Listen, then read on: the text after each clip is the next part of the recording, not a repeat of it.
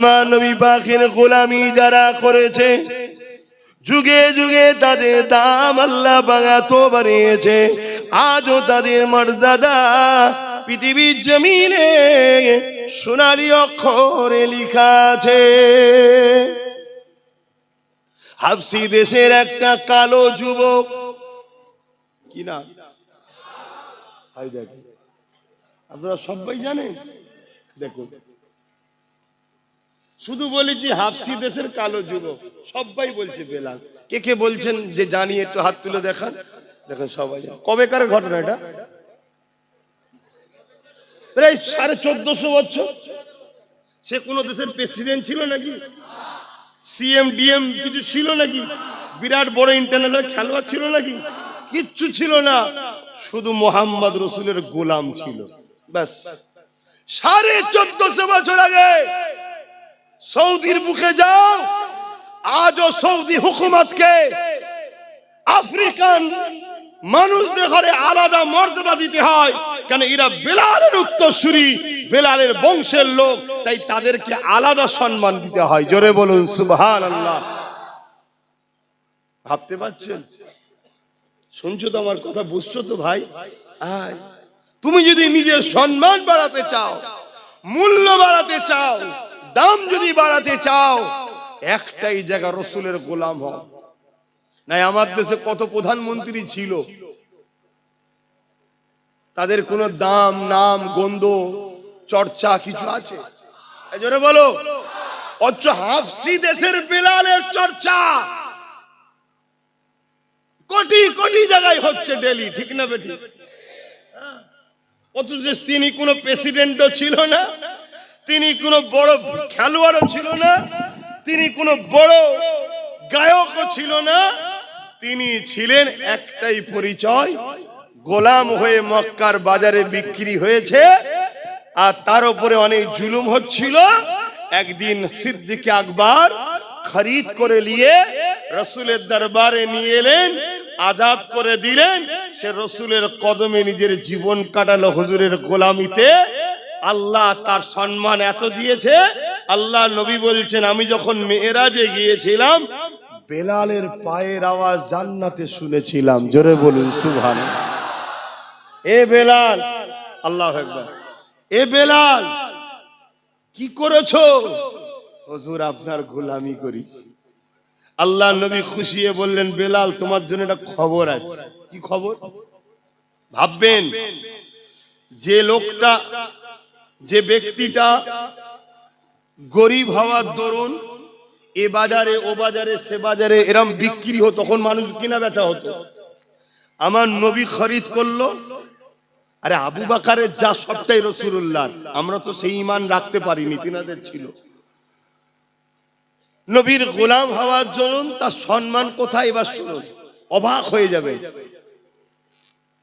তোমরা তো আল্লাহরে কোনো বাজারে বিক্রি হওয়া ছেলে নয়, তোমাদের বাপ দাদা সব ইসলামের। বেলাল হুজুরের বাপ দাদা গরিব মানুষ ছিলেন, তিনি বিক্রি হয়েছেন, হয়ে হয়ে হয়ে হয়ে রাসূলুল্লাহর কদমে এসেছেন। আর নবী তাকে কিনেছে এবং নবী সে গোলামি করেছে, করার দরুন সম্মান কত। আল্লাহ নবী বলছেন, বেলাল যেদিন কিয়ামত হওয়ার পরে জান্নাতে ঢোকা হবে, সর্বপ্রথম বেলাল তুমি কিন্তু জান্নাতে ঢুকবে। জোরে বলো। আল্লাহ নবীকে হযরতে বেলাল হুজুর বলছে, হুজুর আমার কি মাজাল আছে, হুজুর আপনি তো আগে যাবেন। আল্লাহ নবী বলছে, হ্যাঁ জান্নাতের দরজা আমার জন্যই খোলা হবে, কিন্তু যে সওয়ারির উপরে আমি থাকব, ওই সওয়ারির লাগাম বেলাল তোমার হাতে থাকবে। লাগাম যার হাতে থাকে সে পিছনে থাকে না আগে থাকে? তাহলে তুমি তো আগে পা রাখবে। জোরে বলুন সুবহানাল্লাহ। ভাবো আমার নবীর গোলামিতে মানুষকে কোথা থেকে কোথা নিয়ে যায়। তোমরা কি হবে না আমার নবীর গোলাম? আহারে আল্লাহ নবী যেদিন কাবাকে ফতেহ করলেন, আল্লাহর কাবা যেদিন বিজয় হয়ে গেল, ওই সময় আমার রাসূলুল্লাহ সাহাবা হুজুরদেরকে নিয়ে আল্লাহ পাকের কাবার ওখানে হাজির হয়ে রয়েছে। মক্কা জালিম অত্যাচারীরা সবাই ঘিরে দাঁড়িয়ে রয়েছে। আল্লাহ নবী বলেছেন, বেলাল আযানটা দাও। ওই সময় কয়েকজন আগে এসে বললেন, ইয়া রাসূলুল্লাহ হাবিবাল্লাহ, আজ মক্কার মুশরিক জালিম অত্যাচারী সম্ভ্রান্তরা রয়েছে, এখানে বেলালকে না দিয়ে অন্য কাউকে দেয়া যাক। আল্লাহ নবী বললেন, সাহাবারে খবরদারে কথা দ্বিতীয়বার বলবে না। আমার দুঃখের দিনের সাথী হলো বেলাল, আজকে সুখের দিনে বেলালকে আমি ভুলে যেতে পারি না। একটা গোলামকে আল্লাহ রাসূল কোথায় মর্যাদা দিচ্ছে দেখে। এ বেলাল, তুমি আজান দাও, তুমি আজান দাও, তুমি আজান দাও। আরে আমরা অনেক সময় করে ফেলি, কোন বড় অনুষ্ঠানে দেখবেন সারা জীবন যে আমার ছোটখাটো মজলিসে কেরাত দিয়ে শুরু করলো, কি আজান দিত, একটা বড় প্রোগ্রাম হলে তখন স্পেশাল কারিকে দিয়ে উদ্বোধন করায়। এটা আমরাও করে ফেলি, কিন্তু আল্লাহ রাসূলের ইনসাফ দেখুন। আল্লাহ নবী বলছে না, বেলাল দেবে। সব সময় বেলাল আজান দিয়েছে। আজকে সুখের দিনে কেন আমি রাসূল বেলালকে ভুলে যাব? কি ভালোবাসা দেখুন। এ যুবকেরা, হযরত বেলাল আগে আসলো। আল্লাহ নবী বলতে লাগলেন, বেলাল আযান দাও। ইয়া রাসূলুল্লাহ হাবিবাল্লাহ, মদিনা জমিনে কখন বাইতুল মুকাদ্দাসের দিকে ফিরে আযান দিয়েছে, আবার কখনো কাবার দিকে ফিরে আযান দিয়েছে। ইয়া রাসূলুল্লাহ হাবিবাল্লাহ, এই কাবার সামনে দাঁড়িয়ে এবারে কোন জায়গায় ফিরে আযান দেব? আল্লাহ নবী বেলালকে কাবার সাথে তুলে দিলে, দিওয়ার পরে বলতে লাগলেন, আযান দাও। ইয়া রাসূলুল্লাহ হাবিবাল্লাহ, আমি কাবার সাথে দাঁড়িয়ে আছি, কোন দিকে ফিরে আযান দেব? আল্লাহ নবী বলেছিলেন, বেলাল রে, কাবার কাবা তোমার রাসূলের দিকে মুখ করে আযান দাও। আরো জোরে বলুন সুবহান।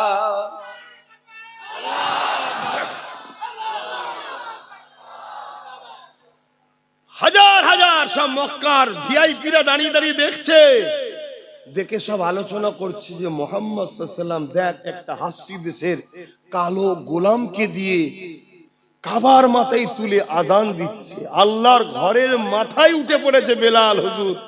কিসের বাদাউলতে? মুহাম্মদ সাল্লাল্লাহু আলাইহি ওয়াসাল্লামের গোলামির পাওয়ারে। জোরে বলুন সুবহানাল্লাহ।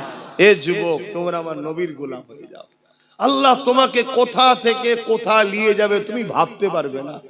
এমন কোন রাত যেন তোমার না যায় নবীর উপরে দরুদ পড়ে তুমি ঘুমাচ্ছ না। মনে থাকবে তো? যখনই একা হবে তুমি মিস করো, স্মরণ করো তোমার নবীর কথা। যাহারে সারা জীবন নবী আমার আমাদের জন্য খেদেছে, আজও নবী আমার রওজা মোবারকে আমার আপনার জন্য কাঁদতেছে। এইভাবে তুমি স্মরণ করো, আল্লাহ নবী আমাদেরকে কত পিয়ার করেছে, আল্লাহ নবী আমাদেরকে কত ভালোবেসেছে, সারা জীবন নবী আমাদের জন্য কেঁদেছে।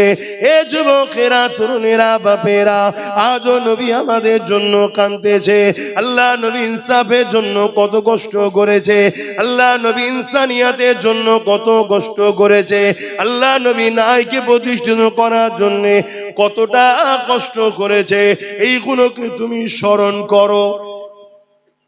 সেই নবীর উম্মত হয়ে আমি গান শুনতে যাব না, সেই নবীর উম্মত হয়ে আমি ফাংশনে যাব না, সেই নবীর উম্মত হয়ে আমি পরের হক মারব না, সেই নবীর উম্মত হয়ে আমি শরাব পান করব না, সেই নবীর উম্মত হয়ে নবী যেটা নারাজ করে ওই কাজ আমি করব না। আমার নবীর দুশমন যারা তাদের সঙ্গে আমরা দলও করব না। এইভাবে নিজেকে নিজে বুঝাও, নিজেকে নিজে পরিবর্তন করো যে আমার উচিত নবীর দ্বীনের প্রতিষ্ঠার, মসজিদ, মাদ্রাসা, কবরস্থান, ঈদগাহ, ওয়াকফকে বাঁচানো। তা না করে যে মিটাতে চাইছে তাদের সঙ্গে সাথ দিতে পারবো না। এইভাবে নিজেকে নিজে বোঝাও, শুধু পরিবর্তন হবে তা নয়। এই যুবকেরা, তরুণেরা, আল্লাহ পাক তোমাকে একটা রুহানি ক্ষমতা দেবে, ইমানি ক্ষমতা দেবে। আজকে যে তোমার উপরে জুলুম করছে, মনে রেখে দিও কাল তোমাকে সে দেখে ভয় খেয়ে অন্য দিক দিয়ে ঘুরে ঘুরে যেতে থাকবে। কত সমালোচনা হয় না আমাকে নিয়ে, কি হয় না হয় না? অনেক জায়গায় বললে গ্রামে ঢুকতে দেবো না, অনেক জায়গায় বলে কল্লা কেটে নেবো, অনেক জায়গায় বলে হাত কেটে দেবো। কোনোদিন শুনেছেন আমি আসার পরে কোনো মায়ের বেটা সামনে এসে আমার সঙ্গে ঝগড়া করেছে? এটা আমার কোনো কৃতিত্ব নয়, এসব ওইখান থেকে চলছে, মদিনা থেকে। শুনছেন কি বলছি? এটা তোমাকে বোঝাবার জন্য বললাম, আল্লাহ মাফ করুক, যাতে তোমরা দেখে বোঝো। জাগো যুবকরা, নবীর হও, নবীর হও। আল্লাহ তোমাদেরকে শ্রেষ্ঠ উম্মত করলো, শ্রেষ্ঠ জাতি করে পাঠালো, উম্মতে মুহাম্মাদির ঘরে পাঠালো। কত নিয়ামত আল্লাহ ঘরে পাঠিয়েছে, মদ খাবার জন্য, হারাম খাবার জন্য, সুদ খাবার জন্য, এতিম গরিবের মাল ছেড়ে খাবার জন্য পাঠিয়েছে আল্লাহ। তোমাকে আমাকে আল্লাহ শ্রেষ্ঠ উম্মত করলো দুনিয়ার বেঈমান, চোর, ডাকাত, খুনি নেতাদের ঝান্ডা ধরে ঘোরার জন্য। এগুলো বোঝো যুবক, উজন উড়াতে এসে তোমার জুতো ঘোরাবার উপযুক্ত নয়। তোমাকে আল্লাহ যে নিয়ামত করেছে, যে ঘরে পাঠিয়েছে, ওই চোর, জালিম, বদমাইশ নেতাগুলো তোমার জুতোটাকে পরিয়ে দিবার উপযুক্ত তারা নয়। আজকে তুমি তাদের কাছে হাতের পুতুল হয়ে গোলাম হয়ে গেলে একটাই কারণে, তুমি রসুল ছেড়ে দিয়েছো। তোমার নবী কি চায় আর তুমি করছো কি? বোঝো, ভাবো। অথচ আজও তোমার নবী রওজা মুবারকে তোমার আমার জন্য কাঁদছে। তোমার কি আর বড় মনে পড়ে না সেই নবীর কথা, যে আমি ভালো কাজ দিয়েছি, হয়তো হালকা বসে করে উঠতে পারিনি, কমসে কম আমার নবীর দিনের ক্ষতি করব না। কিন্তু আজ আমরা ক্ষতিকারক হয়ে গেলাম। তো আমাদের জন্যই তো জালিমরা ক্ষমতায় আসে, আর আমাদের জন্যই তো জালিমরা আজকে ইসলামকে ক্ষমতার জন্য মিটাবার চেষ্টা করছে। কথা কি ভুল বলছি? অথচ সারা জীবন নবী আমার তোমার আমার জন্য কেঁদেছে। আজ রওজা মুবারকে রাসূলুল্লাহ কাঁদতেছে। এ যুবক শুনে রেখে দাও, যেদিন আল্লাহ পাক কিয়ামত ঘোষণা করে দেবে, হযরত জিবরাইল আলাইহিস সালাম কে আল্লাহ পাঠাবে। এ জিবরাইল, দুনিয়া জমিনে গিয়ে আমার হাবিবকে যে উঠিয়ে নিয়ে আসো। হযরত জিবরাইল আলাইহিস সালাম দুনিয়া জমিনে চলে আসবে, তাম পৃথিবী থেকে তন্ন তন্ন করে খুঁজবে, কারণ এই জমিনের উপরে গাছপালা থাকবে না, এই জমিনের উপরে ঘরবাড়ি থাকবে না, কেননা কুল্লু মান আলাইহা ফান, আল্লাহ পাক সব ফানা করে দেবে। এ আমার রাসূলুল্লাহ কোন জায়গায় রয়েছে? হযরত জিবরাইল আলাইহিস সালাম খুঁজে পাবে না, আল্লাহ পাককে জমিন থেকে আওয়াজ দিতে লাগবে, ও রব্বি, আল্লাহ পাক আপনার হাবিব কোথায় রয়েছে? আমি জিবরাইল খুঁজে পাচ্ছি না। আল্লাহ পাক বলতে লাগবে, জিবরাইল রে, দুনিয়ার জমিনে কান লাগিয়ে লাগিয়ে শোনো, যে জায়গা থেকে দেখবে কান্নার আওয়াজ আসছে, ওই জায়গাতে আমার হাবিব তিনার গুনাহগার উম্মত উম্মতিদের নাজাতের জন্য কাঁদতেছে। আরো জোরে বলুন সুবহান। একবারও কি তোমার চোখ দিয়ে সেই নবীর জন্য পানি পড়েছে? একবারও কি তোমার দিল বলেছে যুবক, যে আমার নবী এই ইসলামের জন্য মার খেয়েছে, আমার নবী এই মসজিদ মাদ্রাসার জন্য মার খেয়েছে, আজকে সেই মসজিদ মাদ্রাসা মিটাবার আসামি আমরা? আমরাই যে সরকারকে জিতালাম, সে সরকার আজকে মসজিদ মাদ্রাসার সঙ্গে গাদ্দারি করলো না? করলো না? একবারও কি তোমার কথা মনে পড়েছে যে আমার রাসূল পাহাড়ে গিয়ে গাছের পাতা ফলমূল খেয়ে জীবন ধারণ করেছে? তোমার দিলে যদি নবীর প্রেম না থাকে, ইশক না থাকে, কিসের তুমি ঈমানদার, কিসের তুমি মুসলমান? ঈমান কাকে বলে? ঈমান হলো নবীর প্রেম ও মোহাব্বত, আদবের নাম। জোরে বলুন সুবহানাল্লাহ। এই যে গাছ দেখছো, এই গাছের ডাল, পাতা, ফল, মূল, এগুলো হলো আমল নামা, রোজা, দাড়ি, টুপি, হজ, যাকাত।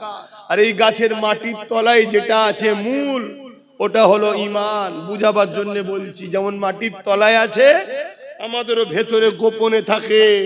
আর নামাজ, রোজা, দাড়ি, টুপিটা হলো এই ডালপালা গুলো। ডালপালা একেবারে শেষ হয়ে যাবে যদি মূলটা শেষ হয়ে যায়। আর এখন ডালপালা কম, যদি মূল ঠিক থাকে, কালকে আবার নামাজি, হাজি, রোজা সব হয়ে আল্লাহ কারে জান্নাতে যাবে। কিন্তু আমরা মূলটাকেই তো মেরে ফেলছি। নবীর প্রেম কই? হ্যাঁ, অথচ আল্লাহ নবীর এমন দিন গেছে, নবী আমার পেটে পাথর পর্যন্ত বেঁধে নিয়েছে। একদিন নয়, দুদিন নয়, তিনটে পাথর বেঁধেছে। অথচ যিনাকে আল্লাহ পাক কুল কায়নাতের মালিক করেছে, দুনিয়া আজও তুমি আমি যা খাই, এ যুবকেরা মন দিয়ে শোনো গো, দুনিয়ার কাছে আমি চ্যালেঞ্জ দিচ্ছি, চ্যালেঞ্জে আসো। দুনিয়াকে আমি চ্যালেঞ্জ দিচ্ছি, চ্যালেঞ্জে আসো। তাম পৃথিবীতে যে যা রেজেক পায়, এই রেজেকের বন্টন মদিনাওয়ালা মদিনা থেকে হয়। অবশ্যই রেজেকের মালিক হলেন আল্লাহ, কিন্তু আল্লাহ পাক আমার রাসূলকে বন্টনকারী করেছে। আল্লাহ পাক সেখানে পাঠায়, সেখান থেকে কায়নাতে বন্টন হয়। তাহলে বলো তো দেখি, সেই নবী পাক 3 দিন পেটে পাথরে বেঁধে কাটিয়েছে। নবী পাকের দরবারে একজন গরীব এসেছে, ইয়া রাসূলুল্লাহ হাবিবাল্লাহ, আমার 2 দিন খাওয়া হয়নি। আল্লাহ নবী 3 দিন খাওয়া হয়নি। সে বলছে 2 দিন খাওয়া হয়নি। আল্লাহ নবী তাকে বলেন আমার 3 দিন খাওয়া হয়নি। নবী তাকে সাথে করে নিয়ে নিজের কলিজার টুকরি বেটি ফাতেমার ঘরে গেছে। ফাতেমাকে গিয়ে সালাম দিয়ে বলতে লেগেছে, এ ফাতেমা রে, তোমার ঘরে কি কিছু খাবার আছে? একজন গরিব এসেছে, যার 2 দিন খাওয়া হয়নি, তোমার কি ঘরে কিছু রয়েছে? হযরতে ফাতেমা বলতে লাগলে, ইয়া রাসূলুল্লাহ হাবিবাল্লাহ, আব্বা জান আপনি বসেন, আমি খাবারের ব্যবস্থা করে দিচ্ছি। আল্লাহ নবী বসলেন। ওই গরিব মানুষটা যে 2 দিন খায়নি, সে বসে রইল। হযরতে ফাতেমা ঘরের ভেতরে গেলে, ও নামাজের মুসাল্লা নিলে, উযু করলেন, নামাজের মুসাল্লা নিলে, ওই নামাজ পড়তে শুরু করলে। আরে নবী পাক খাবারের কথা বলেছে, ফাতেমা নামাজ পড়তে লেগেছে।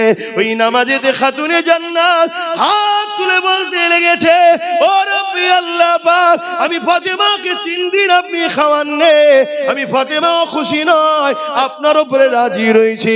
আমি ফাতেমার স্বামী আলী 3 দিন খাইনি, আমার আলী আপনার উপরেও খুশি নয়, রাজি। আমার হাসান হোসেন 3 দিন খাইনি, আমি হাসান হোসেনও রাজি আপনার উপরে। তবে আল্লাহ পাক আমার দরবারে এমন একজন মেহমান নিয়ে এসেছে, তিনি যদি জানতে পেরে যায় ফাতেমা 3 দিন খাইনি, মনে দুঃখ নিয়ে ঘরে ফিরে যাবে। আমি আমার আব্বাকে দুঃখ দিতে চাই না। আমার আল্লাহ হাবিবুল্লাহ জন্য কিছু খাবার আপনি ব্যবস্থা করে। আমার আল্লাহ আওয়াজ দিয়ে দিলে, হে জিবরাইল, জমিনে চলে যা, জমিনে চলে যা, জান্নাত থেকে খাবার ভর্তি খাঞ্চা নিয়ে চলে যা। আমার ফাতেমা দরবারে গিয়ে ওই জান্নাতি খানা খেয়ে পৌঁছে দে। আরো জোরে বলুন সুবহান।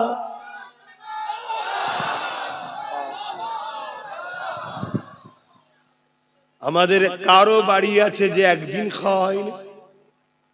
একটা কেউ হাত তুলে বলুন যে একদিন খাওয়া হয়নি।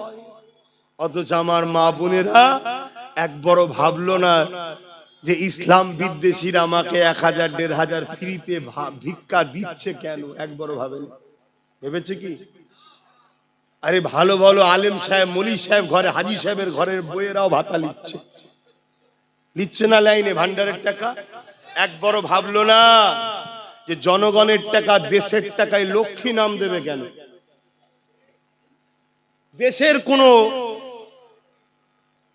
স্বাধীনতা সংগ্রামীর নাম দিতে পারতো, লক্ষ্মী নাম দিল কেন? এটা আমার গায়ের ধর্মের ভাইদের বিশ্বাস হলো, লক্ষ্মী হলো অর্থ দেবী। আপনারা মানেন?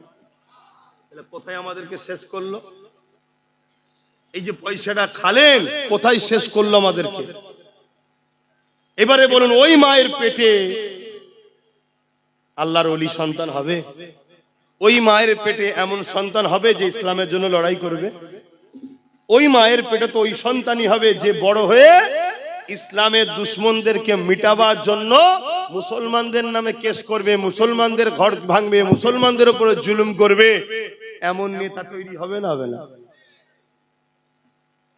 এই কথা কোনো বলছি, কষ্ট নিচ্ছেন?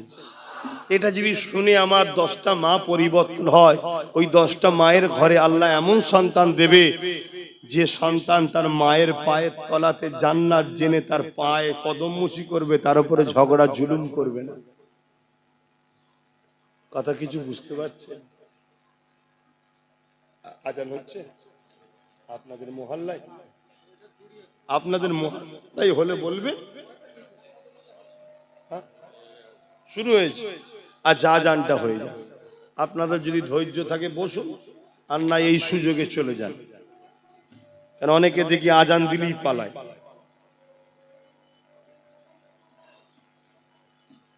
সাড়ে সাতটা,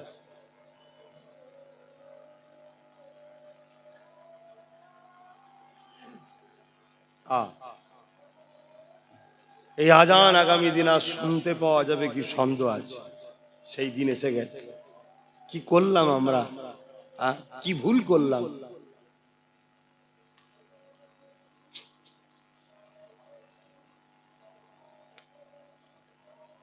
সাল্লাল্লাহু আলাইহি ওয়াসাল্লাম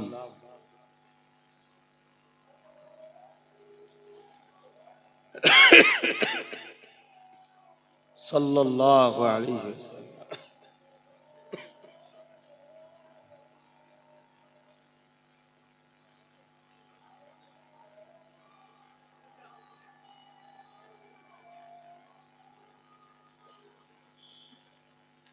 লা হাওলা ওয়ালা কুওয়াতা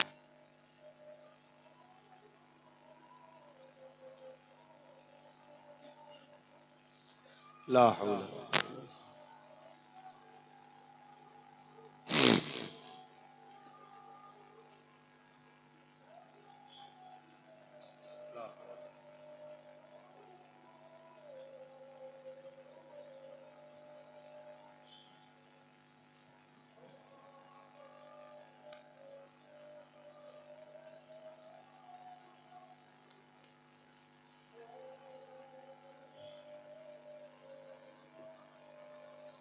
اللهم رب هذه الدعوة التامة والصلوات القائمات محمد الوسيلة الفضيلة الدرجة الرفيعة واسمه مقام محمود الذي وعدته إنك لا إله إلا أنت.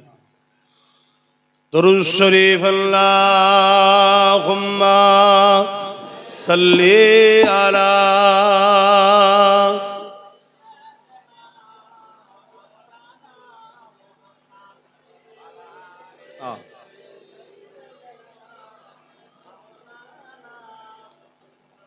যাদের হৃদয়ে আছে আল্লাহর ভয়,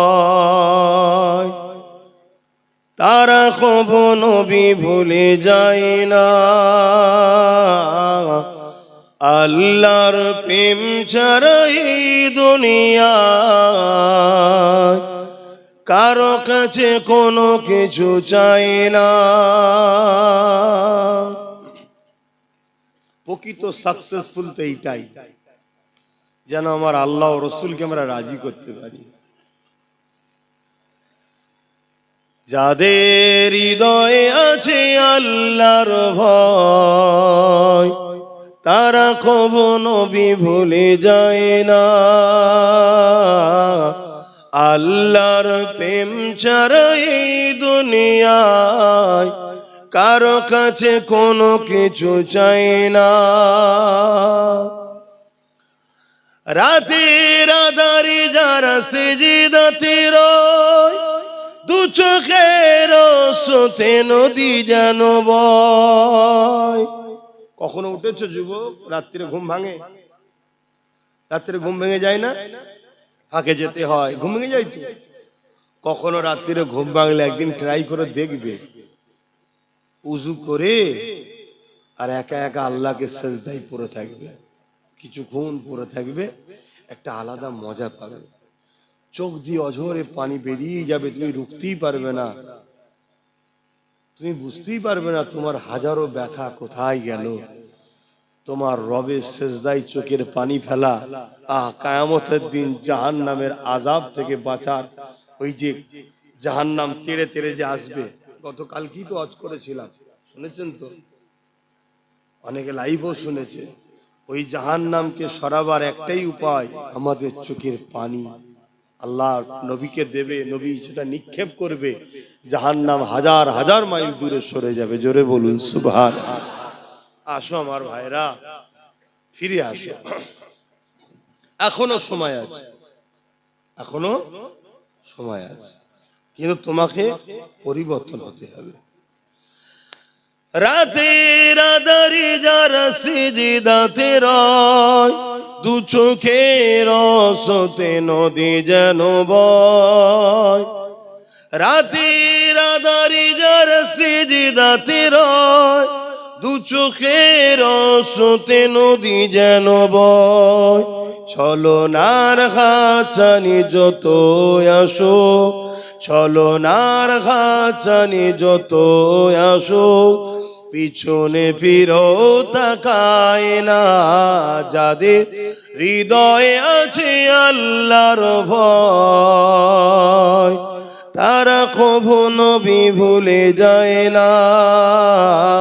আল্লাহ প্রেম ছাড়া এই দুনিয়ায় কারো কাছে কোনো কিছু চাই না। আল্লাহুম্মা সাল্লি আলা।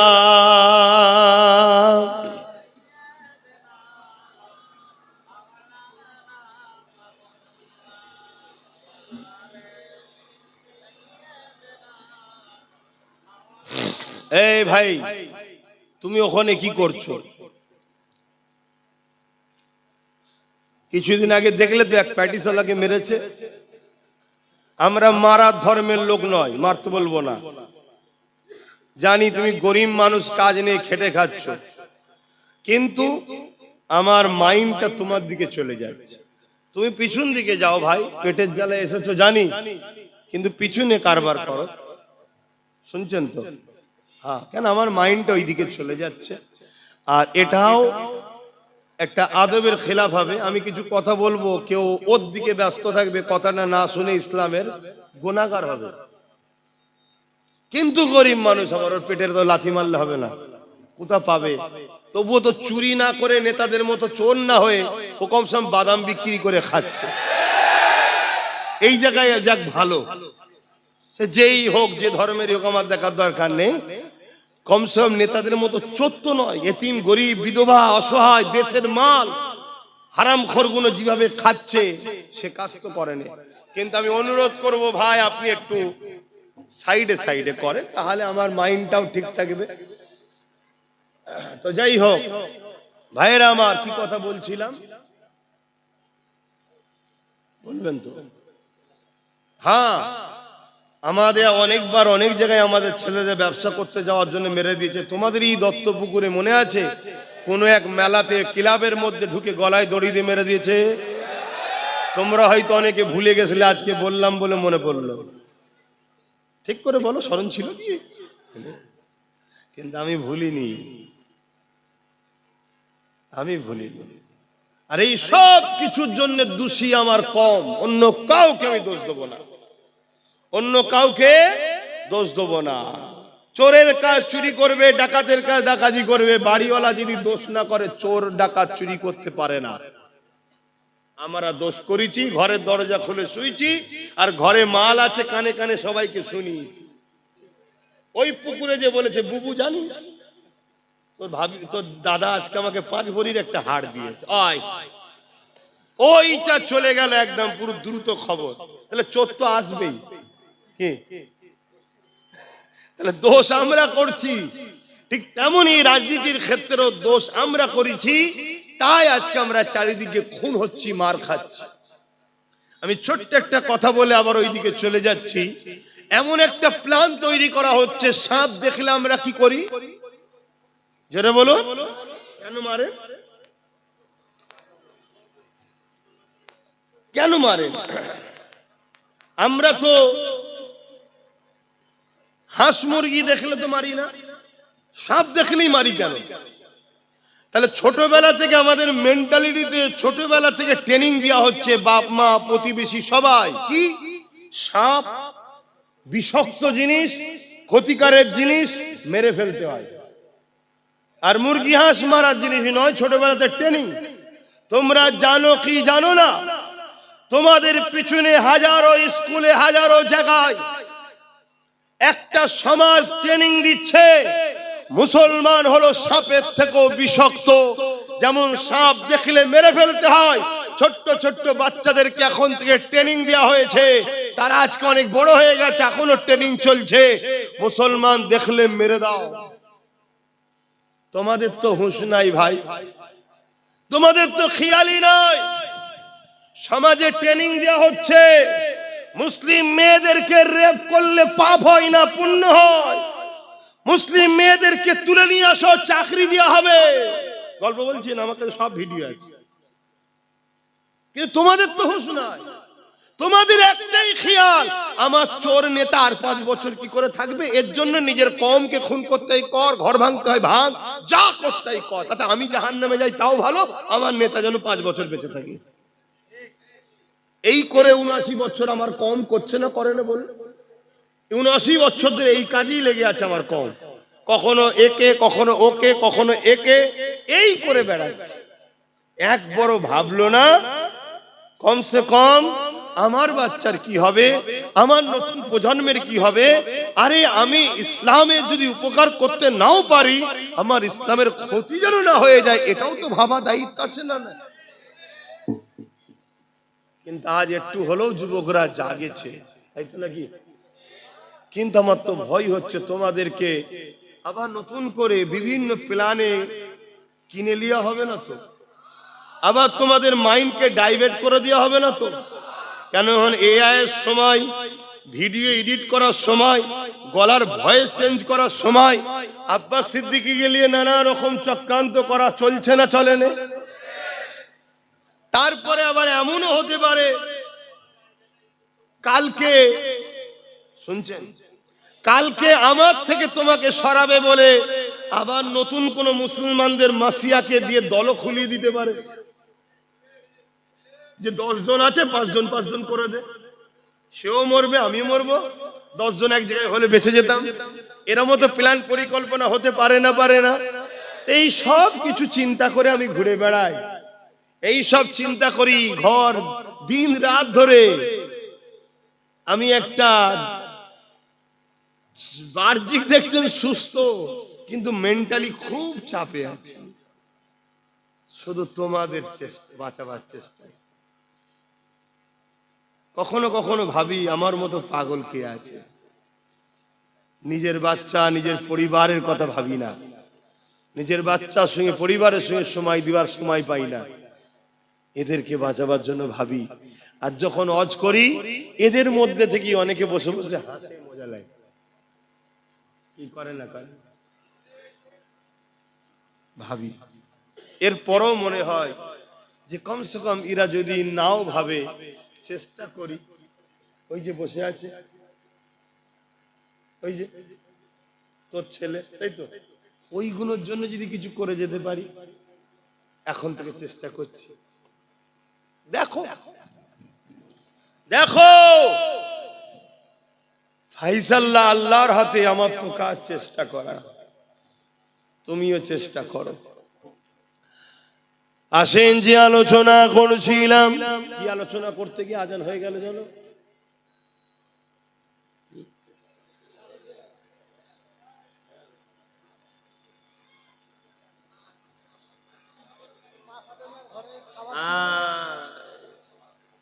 তাহলে বলো কতজন কত দিকে চলে গেলে। হ্যাঁ, হযরত আম্মা জান খাতুনে জান্নাত ফাতিমা আয-জাহরা রাদিয়াল্লাহু তাআলা আনহা, তিনি সিজদায় পড়ে যে খাবার চাইলেন আল্লাহর কাছে, আল্লাহ পাক জিবরাইলকে দিয়ে খান যাবতীয় খাবার পাঠিয়ে দিল। এখানে প্রশ্ন হলো এই জায়গায়, আরে দোলজানে সুলতান নবী মুহাম্মদ রাসূলুল্লাহ, তিনিও 3 দিন খাননে পেটে 3টে পাথর বেঁধে রেখেছে, উম্মত উম্মত উম্মত উম্মত করে কেঁদে কাটাচ্ছে, উম্মতের নাজাতের জন্য কাঁদতেছে। এ যুবকেরা, রাসূলুল্লাহ কলিজা টুকরি খাতুনে জান্নাত ফাতিমা আয-জাহরা রাদিয়াল্লাহু তাআলা আনহা, তিনিও 3 দিন খায়নি, মাওলা আলী শেরে খোদাও 3 দিন খায়নি, ইমামে হাসান হুসাইন তিনারা তখন ছোট ছোট ছিলেন, তিনারাও 3 দিন খায়নি। একবার ভাবো, আল্লাহ তোমার আমার কারো অভাব দেয়নি, কিন্তু এরপরও সামান্য ভিক্ষা পেলে আমার বাপ ভাই মা বোনেরা একবারও ভাবার সময় নেই এই টাকাটা ভিক্ষা আসছে কোথা থেকে। মদের টাকা নয় তো, একবারও ভাবি। এই তো বললো যেটা বললো কোনটা মহল্লার আজান কোন হচ্ছে এখন? তাহলে মহল্লার হক আদায় করো। মাইকটা বন্ধ করো, বন্ধ করতেছ। হ্যাঁ, মহল্লার হক আদায় করতে হবে। কেন? আগেকার সময় মুখে আজান হতো, এখন লাউড স্পিকার হচ্ছে অনেক দূরে। ইফতারির সময় নিজের মহল্লাটাকেই খেয়াল করা হয়, সেহরির সময় নিজের মহল্লাটা খেয়াল করা হয়, খাবার সময় নিজের মহল্লাটা লোভ, আর সেহরির সময় ওইখানটা দেরি করে দেয়, ওটা লোভ হবে নাকি? এরকমও চালাক লোক আছে, হ্যাঁ, যে বন্ধ করে দিচ্ছে। হ্যাঁ, বন্ধ করে দিচ্ছে। ভুল বুঝছেন না তো? কেন এখন সব বড় বড় মুফতি সাহেব আপনারা, কেন এক হুজুরে খুশি আপনারা নয়, এক মৌলী সাহেবে খুশি নয়। শোনো, আমাদের ইমাম কটা? ভুল বুঝবেন আমাকে, আমাদের ইমাম কটা? চারটে। কটা ইমাম? হানাফি, সাফি, মালিকি, হাম্বলি, চারটে ইমাম আমাদের। ভালোবাসেন কটাকে? জোরে বলুন। সম্মান করেন কজনকে? হক কটা? বলতে পারছেন? হকও চারটে। জান্নাত যাবে কজন? চারজনই। মানেন কজনকে? একজনকে। তাহলে চার ইমামই হক, চারজনই আহলে সুন্নাত ওয়াল জামাত, চারজনই ঠিক, চারজনই জান্নাতি, চারজনকেই সম্মান করি, চারজনকে ভালোবাসি, কিন্তু মানি। তাহলে উলামা আহলে সুন্নাত ওয়াল জামাতের পীর পীরজাদা সবাই ভালো, সবাই হক, সবাই ঠিক, যে কিন্তু মানবেন কজনকে? এটা আছে কি আমাদের? এই নেই বলেই তো আমরা পাগলা হয়ে যাচ্ছি। আমার 5 দাদু ছিল, 5টা দাদু, সব মুরিদি ফুরফুরা দাদা হুজুরের, কিন্তু যে দাদা হুজুরের বড় সাহেব দাদার সঙ্গে উঠা বসার লেনদেন, বাকি সবাইকে ভালোবাসতো, সম্মান করতো, পিয়ার করতো, কিন্তু ফলো করতো একজন। কেউ মেজো হুজুরের হাতে বায়াত, বাকি চারজনকে ভালোবাসতো, সম্মান করতো, পিয়ার করতো, কিন্তু ফলো করতো মেজো হুজুরকে। যে সেজে হুজুরের হাতে বায়াত, বাকি চারজনকে ভালোবাসতো, মহব্বত করতো, কেন চাচা হয়তো, কিন্তু সেজে হুজুর আব্বাজান ফলো করতো। যে নহজুরের কাছে বায়াত হয়েছে সে নহজুরকে ফলো করতো, বাকি সবাইকে সম্মান ভালোবাসতো। যে ছোট হুজুরের বায়াত, ছোট হুজুরকে ফলো করতো, বাকি সবাইকে সম্মান ভালোবাসতো। আরে মন তো একটা, কজনকে খুশি করবেন? একজন বলছে ডান দিকে যে, একজন বলছে বাঁ দিকে যে, আপনি তো মুরিদ পাগলা হয়ে যাবেন। তো সম্মান সবাইকে করব, কিন্তু মানবো একজনের কথা, এটা হবে তবে আপনার জন্য বাঁচার সুবিধা। আমার কথায় কষ্ট নিলে? এটা নীতির কথা বলছি তো, শরিয়াতের কথা বলছি তো, হিংসা করার কিছু নেই, আর রাগ করারও তো কিছু নেই। কথা বুঝে আসছে? তো হযরতে খাতুনে জান্নাত হুজুরের কথা বলছিলাম। তিনি ওই খাঞ্চা পাঠালেন হুজুরের খেদমত আমার নবীর কাছে। আল্লাহর নবী যেই খাবারটা নিয়েছে, জান্নাত তৈরি যার জন্য, জান্নাত তৈরি যার নূর থেকে, তিনি কি চিনতে পারবে না খানা কোথা থেকে এসেছে? যেই খানাটা নিয়েছে, আবার খানা থালে, খাবারটা ফলটা হোক যাই হোক, খাদ্যটা থালে রেখে দিয়ে ভেতরে এসেছে, ফাতেমা খাবার পেলে কোথা থেকে? চোখ ভরা পানি, আব্বা আমার ঘরে কিছু নাই, আল্লাহর কাছে হাত তুলেছি, আল্লাহ পাঠিয়েছে। জোরে বলুন সুবহানাল্লাহ। আমাদের বাড়ির কেউ বিপদে পড়লে আল্লাহর কাছে হাত তুললে আল্লাহ সাথ দেয়? বলবেন তো? 5 বছর 10 বছরও দোয়া করছে, হচ্ছে কেন? হযরতে হাসছো কেন? হাসার জিনিস কি? তাহলে হাসছো। হযরতে মুসা আলাইহিস সালাম তুর পাহাড়ে যাচ্ছে, মন দিয়ে শোনো। যাবার সময় পাহাড়ের নিচে একটা লোকের সঙ্গে দেখা হয়েছে, যে খুব কাঁদাকাটি করছে। মুসা নবীকে দেখে মুসা নবীর কাছে অনুরোধ করছে, হুজুর আমি দীর্ঘ 40 বছর ধরে আল্লাহর কাছে একটা দোয়ার জন্য কাঁদছি, আমার দোয়া কবুল হচ্ছে না। কত বছর? 40 বছর। হুজুর আপনি যান একটু আল্লাহকে যে বলেন। মুসা নবী তো অবাক, 40 বছর! যে আল্লাহ এত দয়ালু, যে আল্লাহ এত দয়ালু, যে মুসা নবীর একটা উম্মত একদিন শরাব পান করত, প্রতি রাত্রিরে নতুন নতুন মেয়েকে নিয়ে আসতো। একদিন সে এক গরিব মেয়ের পাল্লায় পড়ে তার উপরে দয়া দেখিয়ে তাকে নোংরা নাপাক না করে তাকে অর্থ দিয়ে বোন বলে তার সামনে তওবা করেছিল। আল্লাহ তার দরজায় লিখে দিয়েছিল গায়েবী ভাবে যে তওবাকারী, আল্লাহ একে পছন্দ করে নিয়েছে। জোরে বলুন সুবহানাল্লাহ। সেই আল্লাহ তো 40 বছর দোয়া কবুল করেনি। তো মুসা নবীকে বলছে আল্লাহ ওর দোয়াটা কবুল করেন। আল্লাহ বলছে ওর দোয়া কবুল করব না। কেন? ও হারাম খায়। কেন? কি খায়? তাহলে হারাম খেলে দোয়া কবুল? আল্লাহ মাফ করেন আমাদের। কি যে হচ্ছে জেনে অজেনে আল্লাহই জানে। অনেকে অজানাতেও তো খেয়ে ফেলছে। এই যে বিস্কুট বাজার থেকে কিনে খাচ্ছি ওর মধ্যে কি দিয়ে রেখেছেন কে জানে। একদিন সোশ্যাল মিডিয়ায় দেখলাম চায়ের সাথে গোবর মিশাচ্ছে। আমি সেই দিন থেকে চা খাওয়া ছেড়ে দিয়েছি। কথা বুঝে? তো এরকম হয়তো আরো কত কি করছে। আমাদেরকে শেষ করার জন্য কিভাবে উঠে পড়ে লেগেছে। তো সেই জায়গায় আমরা কি একটু ভাবছি যে কিভাবে বাঁচবো? কমসে কম ডেলি তো তওবা করো, ডেলি তো আল্লাহর কাছে পানাহ চাও। কমসে কম ইচ্ছা করে ভুল যেন না হয়, ইচ্ছা করে যেন হারাম না খাওয়া হয়। এটা বাস্তব কথা বলছি।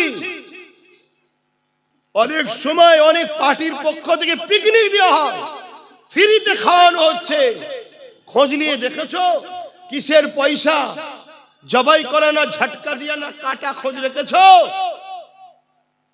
তুমি আমি তো গিয়ে বসে গেলাম। ভাবো আমার সোনার ভাইয়েরা, কি ক্ষতি করছি তো নাকি? যে এই হুজুরের পাল্লায় পড়লে শুকিয়ে মরতে হবে, খাওয়াই হবে না। আমি ওটা বলছি। শখ যাচ্ছে 5টা বন্ধু মিলে 200 করে টাকা এক জায়গায় দিয়ে 1000 টাকা দিয়ে মুরগি কিনে নিয়েছে, ভালো তারা নিজেরা জবাই করে একসাথে ফিস্টি করে পিকনিক করে খেলো না, কে মানা করেছে? কিন্তু ওই জায়গায় গান বাজালে হবে না, গান বাজালেই হারাম হয়ে যাবে। হযরতে ফাতেমা হুজুরের সংসারের খবর শোনো তাহলে কেমন হলো। এমনি তারা জান্নাতি নারীদের সর্দার হয়নি। আরো একটা খাতুনে জান্নাতের কথা বলছি। এ যুবকেরা, তরুণেরা, হযরতে ফাতেমা আয-জাহরা রাদিয়াল্লাহু তাআলা আনহা দুনিয়া থেকে চলে যাওয়ার সময় হয়েছে। হযরতে মাওলা আলীর কোলে, স্বামীর কোলে মাথা দিয়ে হযরতে ফাতেমা আয-জাহরা রাদিয়াল্লাহু তাআলা আনহা রয়েছে। এমন করে চোখকে বন্ধ করে রেখেছে, একেবারে দুনিয়া থেকে চলে যাবার শেষ সময় হয়ে গেছে। হযরতে মাওলা আলী কাঁদে, স্ত্রীর মাথাতে হাত বুলাতে লাগে, খাতুনে জান্নাতকে বলতে লাগে, এই ফাতেমা, জীবনে কোনোদিন আমার কাছে কোনো বাইনা তুমি করলে না, জীবনে কোনোদিন আমার কাছে কোনো জিনিস তুমি চাইলে না, কোনো জিনিস চাইলে। যে হালে স্বামী রেখেছে, স্বামী তো রাখে না, রেখেছে কে? স্বামী তো ওসিলা, সেইটাতেই রাজি। তো হযরতে মাওলা আলী বলছে আজকে জীবনের একটা আশা, তুমি একটা কিছু আমার কাছে চাও। কখনো তো চাইলে না, একটা কিছু চাও। হযরতে ফাতেমা হুজুর চোখ খুললেন, মুচকে এসে বলছেন, আমার প্রাণের স্বামী, আমি গাওয়া দিচ্ছি, আপনি হলেন শ্রেষ্ঠ পুরুষ, আমি আপনার উপরে রাজি আছি। জোরে বলুন সুবহানাল্লাহ। আল্লাহ নবী বলছে ওই স্বামীটাই হলো শ্রেষ্ঠ পুরুষ যাকে তার স্বামী সার্টিফিকেট দেয়, আমি আপনার উপরে রাজি আছি। শুনছেন তো? খাতুনে জান্নাত বলছে এই অবস্থা, আমি আপনার উপরে রাজি আছি, আপনি কেন তো মন খারাপ করছেন? তারপরেও মাওলা আলী বলছে, ফাতেমা, এটা আমার জীবনের একটা শখ, তুমি আমার কাছে একটা কিছু চাও। কোনো দিন কোনো বাইনা করেন স্বামীর কাছে, যখন যেটা এনে দিয়েছে আলহামদুলিল্লাহ। শুনছেন কি শিক্ষা দিয়েছে রসুল তিনার কন্যাকে? আর আমার বাপ গুনা, আপনারা আপনার কন্যাকে কি শিক্ষা দিয়ে জামাই বাড়ি পাঠান? জামাই বইয়ের টেনশনে রাস্তায় অ্যাক্সিডেন্ট করে মারা যাচ্ছে, হাজার হাজার যুবক মরে যাচ্ছে পরিবারের টেনশনে। পুরুষদের হায়াত কমে যাচ্ছে, স্বামীর হায়াত কমে যাচ্ছে নারীদের অত্যাচারে। মানসিক টেনশন হলো সব থেকে বড় টেনশন। এই টেনশনের কারণে স্বামীর পুরুষরা আগে মারা যাচ্ছে, হায়াত কমে যাচ্ছে। এর জন্য কিয়ামতের দিনে বাপেদের ঘরে আল্লাহ ধরবে। কিয়ামতের দিন কি ট্রেনিং দিয়েছে মেয়েকে? আমার কথা খারাপ লিখছেন না তো বাপ জানেরা? আমাদের প্রবাদ বাক্য একটা সমাজে আছে কি, পুরুষরা নারী কন্যা সন্তান পুত্র সন্তানের থেকে বাপকে বেশি ভালোবাসে। কি আছে না নাই? আর সত্য কথা, পুত্র থেকে বাপকে মেয়ে সন্তান বেশি ভালোবাসে, সত্য কথা, মিথ্যা বলছি না। কিন্তু অপরদিকে এটা খেয়াল করে দেখেছেন, 100-র মধ্যে 95টা বাপ যদি জাহান্নামে যায় কন্যার জন্য যাবে। এটা খেয়াল করে দেখেছেন? কারণ আজকালকার কন্যাগুলো যেভাবে পার্কে ঘুরছে, যেভাবে সেলফি তুলছে, যেভাবে ফেসবুকে ছবি ছাড়ছে, যেভাবে ড্রেস করছে, এই সব জবাব বাপকে দিতে হবে। শুনছেন তো? তাহলে যেমন কন্যা বাপকে বেশি ভালোবাসে, আর বাপ যদি 100-র মধ্যে 95টা বাপ জাহান্নামে যায়, তার জন্য দোষী কে? কন্যা। কন্যা যদি সত্যিই বাপকে ভালোবাসে, তাহলে কন্যা বাপের ইজ্জত কেলে কখনো খেলা করতে পারে না। আজকে আমার বোনেরা অন্য নারীদের সঙ্গে পাল্লা দিতে শুরু করেছে, আমার বোনেরা অন্যদের সঙ্গে তাল মিলাচ্ছে। কিন্তু আমার বোনেরা জানে না, অন্য ঘরের সন্তানেরা তার মাকে বৃদ্ধাশ্রমে রাখে। এ বোন, তাদের সঙ্গে যদি পাল্লা দাও, তোমার বেটাও তোমাকে বৃদ্ধাশ্রমে রাখবে। ভালো লাগবে তো? তাহলে তুমি খাতুনে জান্নাতকে ফলো করো, তোমার বাচ্চাকে হাসান হোসাইনকে চিনাও, তাহলে তোমার বাচ্চা তোমার পা ধরে সারা জীবন পড়ে থাকবে, বৃদ্ধাশ্রমে রাখবে না। আজকে তুমি নিজের সৌন্দর্যকে দেখাবার জন্য সেলফি তুলে আপডেট করে দিলে, কাল তোমার পেটের বাচ্চাটা যদি আলেম হয়, আর দুনিয়ায় যেই ফতোয়া দিতে যাবে, আর অমনি বলবে এই মৌলভী সাহেব ফতোয়া রাখ, দেখ তোর মা দেখ কি করছে, তাহলে তোমার বাচ্চাটার মাথা হ্যাট হবে না? একটু ভেবে ভেবে মা বোনেরা পা ফেলো। এই বলার অধিকার আছে তো নাকি? না মনে মনে সব রাগ করছে যে এই হুজুরের আর সাথ দেবো না, সাথ না দিলে আমি জাহান্নামে চলে যাবো নাকি? দুনিয়া আসল জায়গা নয়। লড়াই করতে আল্লাহ বলেছে, করছি। সে লড়াই ধর্ম নিয়েও হচ্ছে, সমাজনীতি নিয়েও হচ্ছে, রাষ্ট্রনীতি নিয়েও হচ্ছে। সব বিষয়ে লড়াই করার ইসলাম হুকুম দিয়েছে না দেয় না? করছি। ফাইসাল্লাহর চিন্তা করি না, ফাইসাল্লাহ ওপরে হয়, জমিনে হয় না। ফেরাউনকে বাদশা কে বানিয়েছিল? নমরুদকে কে বানিয়েছিল? আজকে আমাদের ফেরাউন গুলোকে কে জিতাচ্ছে? এর দুটো কারণ, মোমেনের ইমানের টেস্ট হবে, আর জালিম মুনাফিক মুসলমানকে শেষ করা হবে। আজকে জালিমরা যদি মোমেন মুসলমানকে মেরে ফেলে, এই মোমেন মুসলমানদের অসুবিধা আছে? এই জোরে বলেন। সেদিনে বেলাল হুজুরকে পরীক্ষা নেওয়া হয়েছিল, উমাইয়াকে দিয়ে, আবু জেহেলকে দিয়ে। হযরত বেলাল হুজুরের অসুবিধা ছিল? আজকেরও মোমেন যারা আছে তাদেরকে পরীক্ষা নেবে তো আল্লাহ, কিন্তু জালিম মুনাফিক যারা আব্দুল্লাহ ইবনে উবাইয়ের মতো, তাদের কিরা শেষ করে দেবে। হযরত ফাতেমা আয-জাহরা রাদিয়াল্লাহু তাআলা আনহাকে যখন হযরত মাওলা আলী বারবার বললে, এ ফাতেমা, মনের বড় ইচ্ছা একটা তো কিছু আমার স্ত্রী আমার কাছে চাইবে। হযরত ফাতেমা হুজুর মুচকে এসে বললেন, আপনি যখন চান আপনি আমার স্বামী হন, আপনার খুশির জন্য আমি ফাতেমা আপনার কাছে একটা আপেল খেতে চাইছি, সেব খেতে চাইছি। এ নজওয়ানেরা, আমার আম্মা জানেরা, আমার বোনেরা, এ দুনিয়া দুদিনের, দুনিয়াদারি করো কিন্তু আখিরাতকে হারিয়ে নয়। সংসার করো, আখিরাতকে হারিয়ে নয়। কারবার করো, আখিরাতকে হারিয়ে নয়। রাজনীতি করো, আখিরাতকে হারিয়ে নয়। রাষ্ট্রনীতি করো, আখিরাতকে হারিয়ে নয়। মানব বন্ধন করো, আখিরাতকে হারিয়ে নয়। সম্প্রীতি করো, আখিরাতকে হারিয়ে নয়।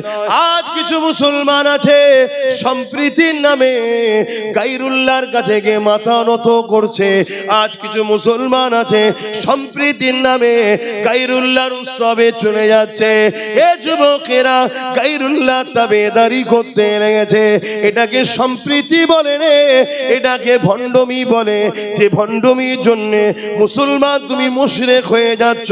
কিন্তু মনে রেখে দিও, ইসলাম সম্প্রীতি করার অধিকার দিয়েছে, ইজাজত দিয়েছে, কিন্তু সম্প্রীতির নামে আল্লাহ দ্রোহী হয়ে যেও না, ইসলাম থেকে বেরিয়ে যেও না। কি গো, আমার কথা ভুল হচ্ছে নাকি? কত নেতা দেখছেন না আজকাল মুসলমান নাম, আদৌ তারা মুসলমান নয়, মুশরিক হয়ে গেছে, যাক তারপরও মুসলমান নাম, সম্প্রীতির নামে গায়ের ইসলামদের ধর্মীয় অনুষ্ঠানে গিয়ে হই হই করছে না, করে না? এক কথা বলেন। আরে অনেক হাজি সাহেব ফাজি সাহেব তারা এইসব করে করে অনেকে মরেও ভূত হয়ে চলে গেছে, সব সাইজ হচ্ছে কবরে নিয়ে। তুমি কি ভাবছো আল্লাহ ছেড়েছিল বলে কি ছাড় দিয়েছে নাকি? হ্যাঁ, কত কষ্ট করে ইসলাম এসেছে জানো? হ্যাঁ, এই পৃথিবীতে মানুষ আল্লাহ ভুলে গেছিল। এই যে এতগুলো লোক তোমাদের রবকে শাহাদত আগুন তুলে সাক্ষী দাও কে? আরো জবান খুলে বলো আল্লাহ আল্লাহ আল্লাহ। এই যে এতগুলো লোক সাক্ষী দিলেন, এটা এত সহজে পেয়েছেন নাকি? এত সহজে পেয়েছেন? আজকে তুমি মুসলমান ঘরে জন্ম হয়ে গায়রুল্লাহকে যে তুমি শিরকের কাজে জড়িয়ে যাবে, আর তুমি মনে করছো আমি ছাড় পেয়ে গেছি নাকি? আসেন এই কথাটা বলে সংক্ষেপ করব। নামাজের ব্যাপার রয়েছে। হযরতে খাতুনে জান্নাত ফাতেমা তাজহারা হুজুর যখন বলে দিলেন, হযরতে মাওলা আলী বড় খুশি হয়ে খাতুনে জান্নাতের মাথা মোবারককে, স্ত্রীর মাথাকে স্বামী মাওলা আলী কোলে থেকে নেবে তাকিয়াতে দিয়ে বালিশের উপরে দিয়ে এমন করে রওনা দিয়েছে। বাজারে গিয়ে একটা আপেল কিনেছে, সেব কিনেছে। এত কম পয়সা ছিল, একটাই মাত্র কেনার মতো অর্থ ছিল। ওই পয়সা দিয়ে কিনে নিয়ে যখন রওনা দিয়েছে, কয়েক কদম আসার পরে এক মুসাফির ক্ষুধার্ত গরিব আটকেছে। ও নবীর জামাতা, ও হযরতে মাওলা আলী, এ আহলে বায়াত মাওলা আলী, আমি বড় ক্ষুধার্ত, তোমার হাতের আপেলটা আমাকে খেতে দাও। পরীক্ষা শুরু হলো আল্লাহ, শুনছেন? আল্লাহর পরীক্ষা শুরু হয়ে গেল। এই নজওয়ানেরা, হযরতে মাওলা আলী মনের মধ্যে হচ্ছে, আরে জীবনের প্রথম আমার ফাতেমা, আমার স্ত্রী আমার কাছে একটা আপেল খেতে চেয়েছিল, এদিকে এই গরিবটা আবার ক্ষুধার্ত চাইছে। দিনের মনের মধ্যে তুফান চলতে লেগেছে। ফাতেমাকে দ্বিতীয় কিনে দিবার মতো অর্থ পয়সা নাই। আরে আল্লাহ আমাকে গাড়ি দিয়েছে, বাড়ি দিয়েছে, কি না দিয়েছে, তাদের উসিলাতে পেয়েছি। কমসে কম ইসলামের যদি উপকার করতে না পারো, যুবকরে ক্ষতি করো না, আর ক্ষতিকারকদের সঙ্গে দলটা করো না। এই যুবকেরা তরুণেরা বাঁচাবার জন্য বলছি, লিবার হাই নেবে না, নিবার হাই নাও নেবে, জবাব আল্লাহর কাছে দেবে। হযরতে ফাতেমা তাজহারা রাদিয়াল্লাহু তাআলা আনহার কথা বারবার মনে পড়ে। হযরতে মাওলা আলী শত শেষে ফয়সালা করে ফেললো। ওই ফলটাকে নিয়ে চোখ ভরা পানি নিয়ে ওই গরিব মুসাফিরকে দিয়ে দিল। মন মরা করে চোখ ভরা পানি নিয়ে হযরতে ফাতেমা হুজুরের কাছে হযরতে মাওলা আলী এসে হাজির হয়ে যায়। হযরতে ফাতেমা হুজুর হযরতে মাওলা আলীকে দেখে হাসে আর মুচকে মুচকে বলে, আমার প্রাণের স্বামী রে, ফলটা যদি আমাকে খাওয়াতেন আমি খুশি হতাম, আপনি খুশি হতেন, কিন্তু গরিবকে ফল দেওয়ার জন্য আমার আল্লাহ আমার আপনার উভয়ের উপরে খুশি হয়েছে। আরো জোরে বলুন সুবহান আল্লাহ। সেই নবীর উম্মত আমরা কখনো গরিবকে লুটতে পারি না। আর গরিবকে লুটবে, মুসলমান থাকতে পারে না। এটা ভাবো, আমরা সেই জাতি জীবনের একটা বার স্ত্রী চেয়েছে একটা ফল খাওয়াতে, তার ফলটা লিও গরিবকে দিয়া জাতি আমরা। সেই জাতি আজকে গরিব এতিমের মাল যারা লোটে তাদের সঙ্গে দল করে কি করে? তাহলে আমাদেরকে কত খারাপ করে দেওয়া হয়েছে, কত ধ্বংস করে দেওয়া হয়েছে। এই জায়গা থেকে বাঁচাবার চেষ্টা আব্বাস সিদ্দিকী করছে। বলো আমি ভুল করছি? আজ আমি যে স্বপ্নটা দেখেছি, এই স্বপ্ন যদি 20 বছর আগে কেউ দেখতো, একদিন হয়তো আমরা গরিবদের সেবা করার জন্য ক্ষমতার জায়গাতে পৌঁছে যেতাম। কিন্তু যাই হোক, দেরি হলো। 5টা বছর কেটেছে, আরো 15টা বছর লাগবে। আমরা গরিব, দুঃখী, অসহায়, বিধবা, দেশ ও দেশবাসী, মুসলিম হিন্দু সবার জন্য আল্লাহর সৃষ্টির মুখে হাসি ফুটাবার জন্য মুহাম্মদ রাসূলের গোলাম হিসাবে একদিকে যেমন দ্বীনের হেফাজত করব, অপর দিকে আল্লাহর সৃষ্টিকে হেফাজত করার জন্য আমরা এই সংগ্রাম, এই লড়াই আমরা চালিয়ে যাব। কোনোভাবে পিছপা হব না। তাতে যদি জীবন লাগে জীবন দেব, মাল লাগে মাল দেব। এই লড়াইয়ে কারা রাজি আছেন এগিয়ে যেতে হাত তুলে দেখান।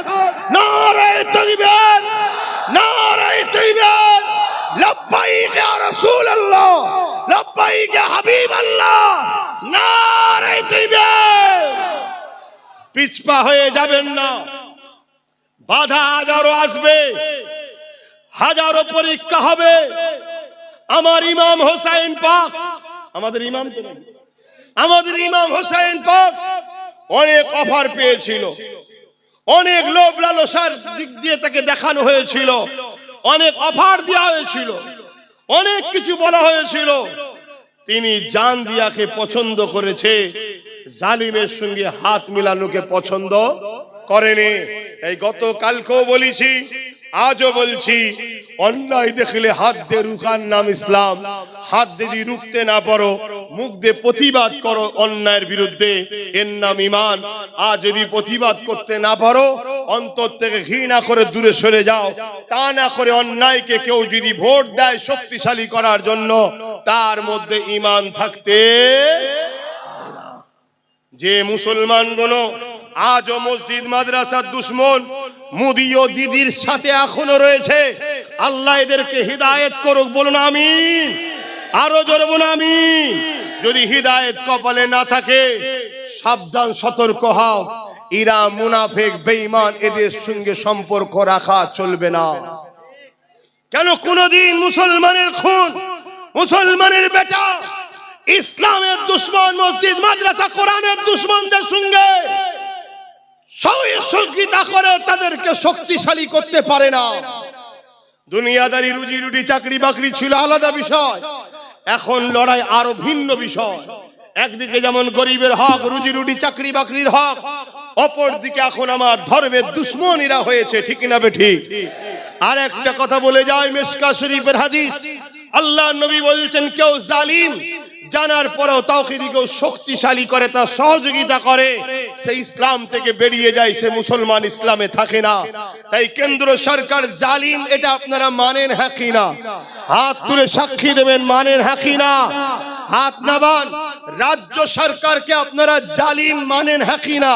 কারা কারা মানেন? হাত তুলে তাকান, হাত তুলে দেখান, হাত তুলে রাখবেন, হাত লম্বা করে তুলবেন। এবারে দেখুন আমাদের মধ্যে কারো হাত তুলতে বাকি আছে কিনা দেখুন, কারণ আমাদের মধ্যে মুনাফিক আছে কিনা দেখা দরকার আছে না নাই? জোরে বলে আছে না নাই? যে মাদ্রাসা ভাঙে সে জালিম নয়? দুর্গাপুরে মমতার সরকার মাদ্রাসা ভেঙেছে না ভাঙেনি?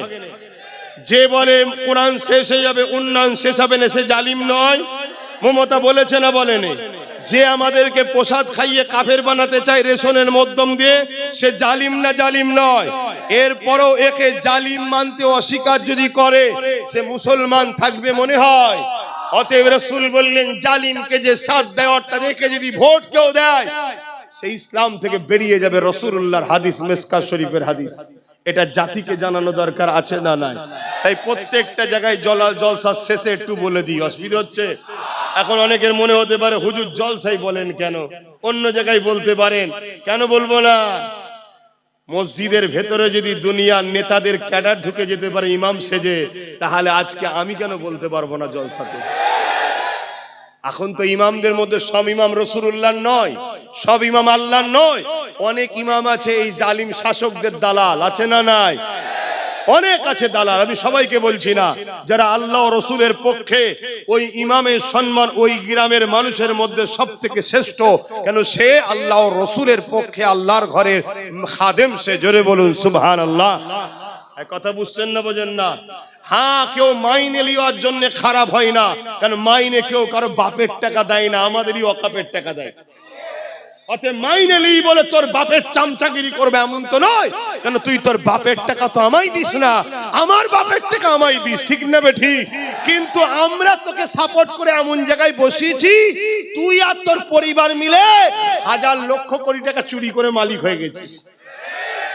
তাই সে জায়গায় বলে যাচ্ছি, সব ইমাম আল্লাহ ও রসুলের পক্ষে এখন নাই।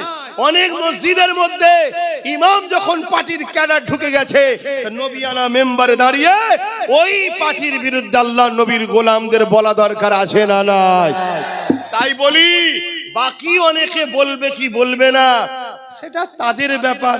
কেন অনেক আছে প্রকাশ্য ক্যাডার না হলেও গোপনে গোপনে ক্যাডার, বিরোধী করতে চাই না। কেন বিরোধী করলে যদি মালটা আসা বন্ধ হয়ে যায়, মাসের শেষে রাত্রিরে গাড়ি ঢোকে, মাসের শেষে রাত্রিরে গাড়ি ঢুকছে,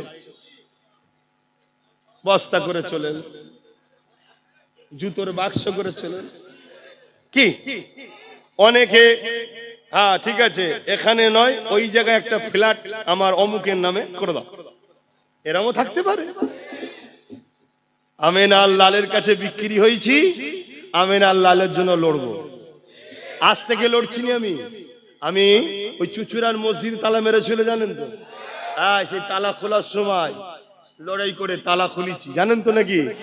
আমি মাঝে মাঝে ভাবি যে আমার জিন্দেগিতে কোনো ভালো কাজ যদি নাও থাকে, এই একটা কাজে আমি ইনশাল্লাহ জান্নাত যাব।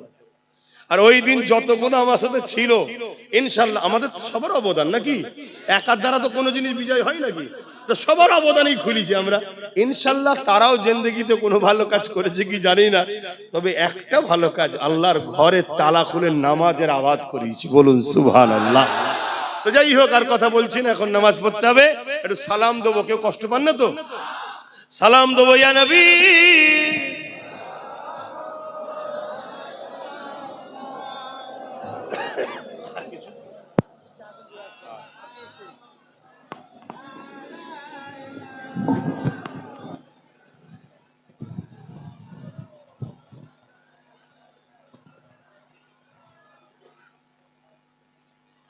আমি প্রত্যেকটা জায়গায় গেলেই একটু ওয়াকাব নিয়ে বা এই ওয়াকাবের দুশ্মনদের নিয়ে একটু হলেও বলি, এটা কি অপরাধ করছি নাকি?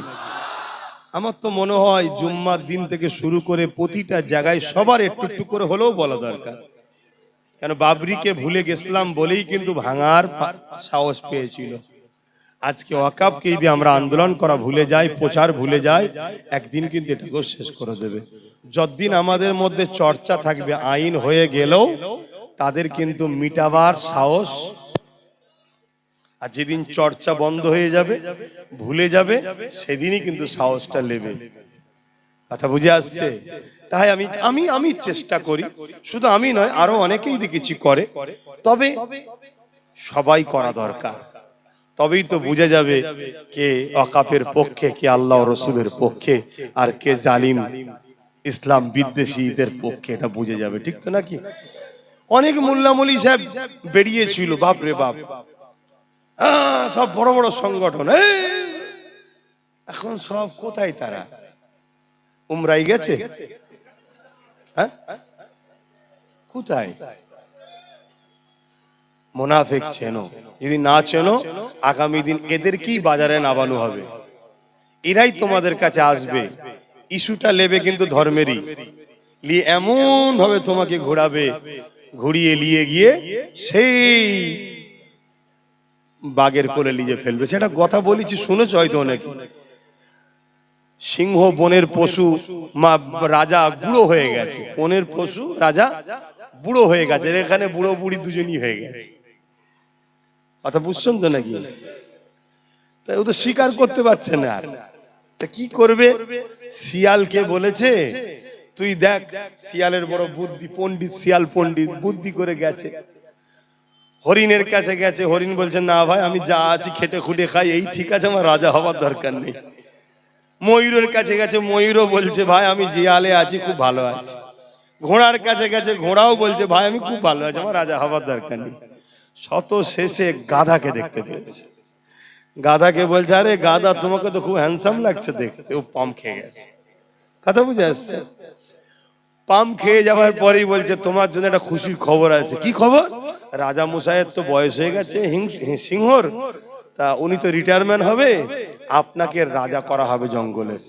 বলছে তাই? বলছে হ্যাঁ, গাধা তো গাধাই হয়, চলো। তা বেচারি গেছে, আর অনেকদিন খেতে পাইনি, তো বুড়ো সিংহ হয়ে গেলে যা হয়, খেতে পাইনি। তাড়াতাড়ি করে ঝাঁপ মেরেছে, ঠিকভাবে ধরতে পারেনি, দুটো কান খুলে গেছে। গাধা ছুট। শিয়াল বলছে রাজা মশাই একটু তো দেরি করতে হয়। যাই হোক, আবার এসে শিয়াল বুঝাচ্ছে সত্যি তুমি গাধা, তোমার দ্বারাই হবে না। আরে কান থাকলে মুকুট পড়াবে কি করে? ওই জন্য কান দুটো রাজা খুলে দিল। বলছো ও তাই নাকি, চলো তাহলে আবার যাই। তা আবার গেছে, আবার সিংহ ঠিকভাবে ধরতে পারেনি, ধরেছে লেজটা, আর টান মেরে ছিঁড়ে চলে গেছে। গাধা আবার ছুট। আবার সিংহ এসে বুঝাচ্ছে সত্যি তোমাকে আর পারবো না, লেজ থাকলে সিংহাসনে বসবে কি করে? এজন্য রাজা লেজটাকেও খুলে দিয়েছে। বলছে ও, বলছে দেরি করুনি, অন্য কেউ বসে পড়বে। গাধা আবার যে হাজির হয়েছে। এবারে কি আর সিংহ ছাড়ে? একেবারে ভালো করে পাকড়াও করে তাকে একদম পুরো খেয়ে শেষ করেছে। খেতে খেতে বলছে হারা, শিয়ালের কলিজাটা কই? তখন শিয়াল বলছে স্যার, যদি কলিজা থাকতো তাহলে এর নাম কি আর গাধা হতো, আর না বারবার আসতো? কথা শুনছেন? এখানে কলিজা বলতে ঈমান, আর এখানে গাধা বলতে ওই সকল মুসলমান যাদের কলিজা নেই, অর্থাৎ ঈমান নেই। ওই মুসলমান বারবার ঠকলো, ঈমানদার মুসলমান কিন্তু আগামী দিন আর ঠকবে না। ঠিক তো নাকি? হ্যাঁ। কেন আমরা অনেক হয়েছে, চাকরি দিসনি, হাত দিসনি, সব হয়েছে, এবার আমার আল্লাহর ঘরে হাত দিয়েছিস, নবীর মাদ্রাসায় হাত দিয়েছিস, আর ইমানদাররা মেনে নিতে পারবে না। বাস আসেন সকলে মহব্বতে সালাত ও সালাম পাঠ করিয়া নবী সালাম ইয়া রাসূল ইয়া হাবিব সালাম সালাওয়াতুল্লাহ। কঠিন হাসরের দিনে কি আছে মোদের কপালে, গুনাহগার উম্মাহ তো আপনার লইবেন সঙ্গে মাহশরে। নবী সালাম ইয়া রাসূল ইয়া হাবিব সালাম সালাওয়াতুল্লাহ।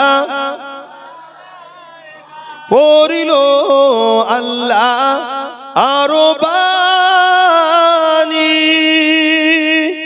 পোহালো দুঃখে এর জনি, হইল জগৎ অনুরানী, আমিনার নয়নের মনি। নবী সালাম ইয়া রাসূল ইয়া হাবিব সালাম সালাওয়াতুল্লাহ।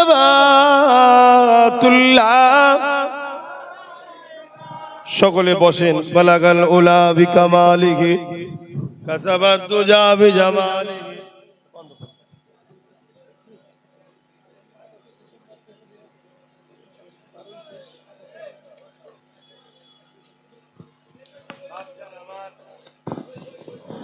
ভাইরা শুনছেন,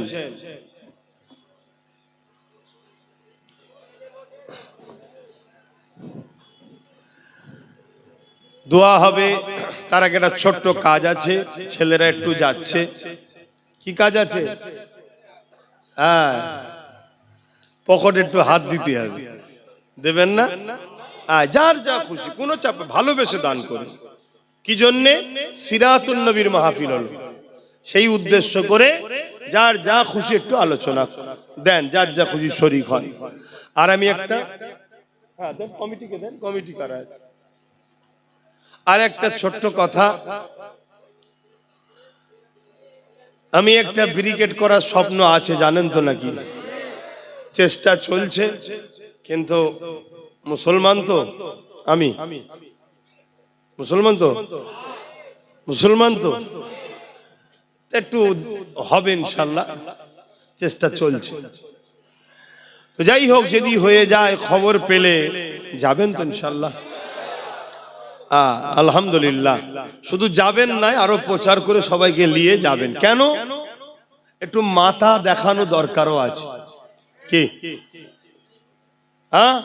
মাথা দেখানো দরকার আছে। তো শেষ কথা হলো এটাই, আমার ছোট ভাই নওশাদ রাজনীতি করে, জানেন তো? ভুল কিছু করছে না তো?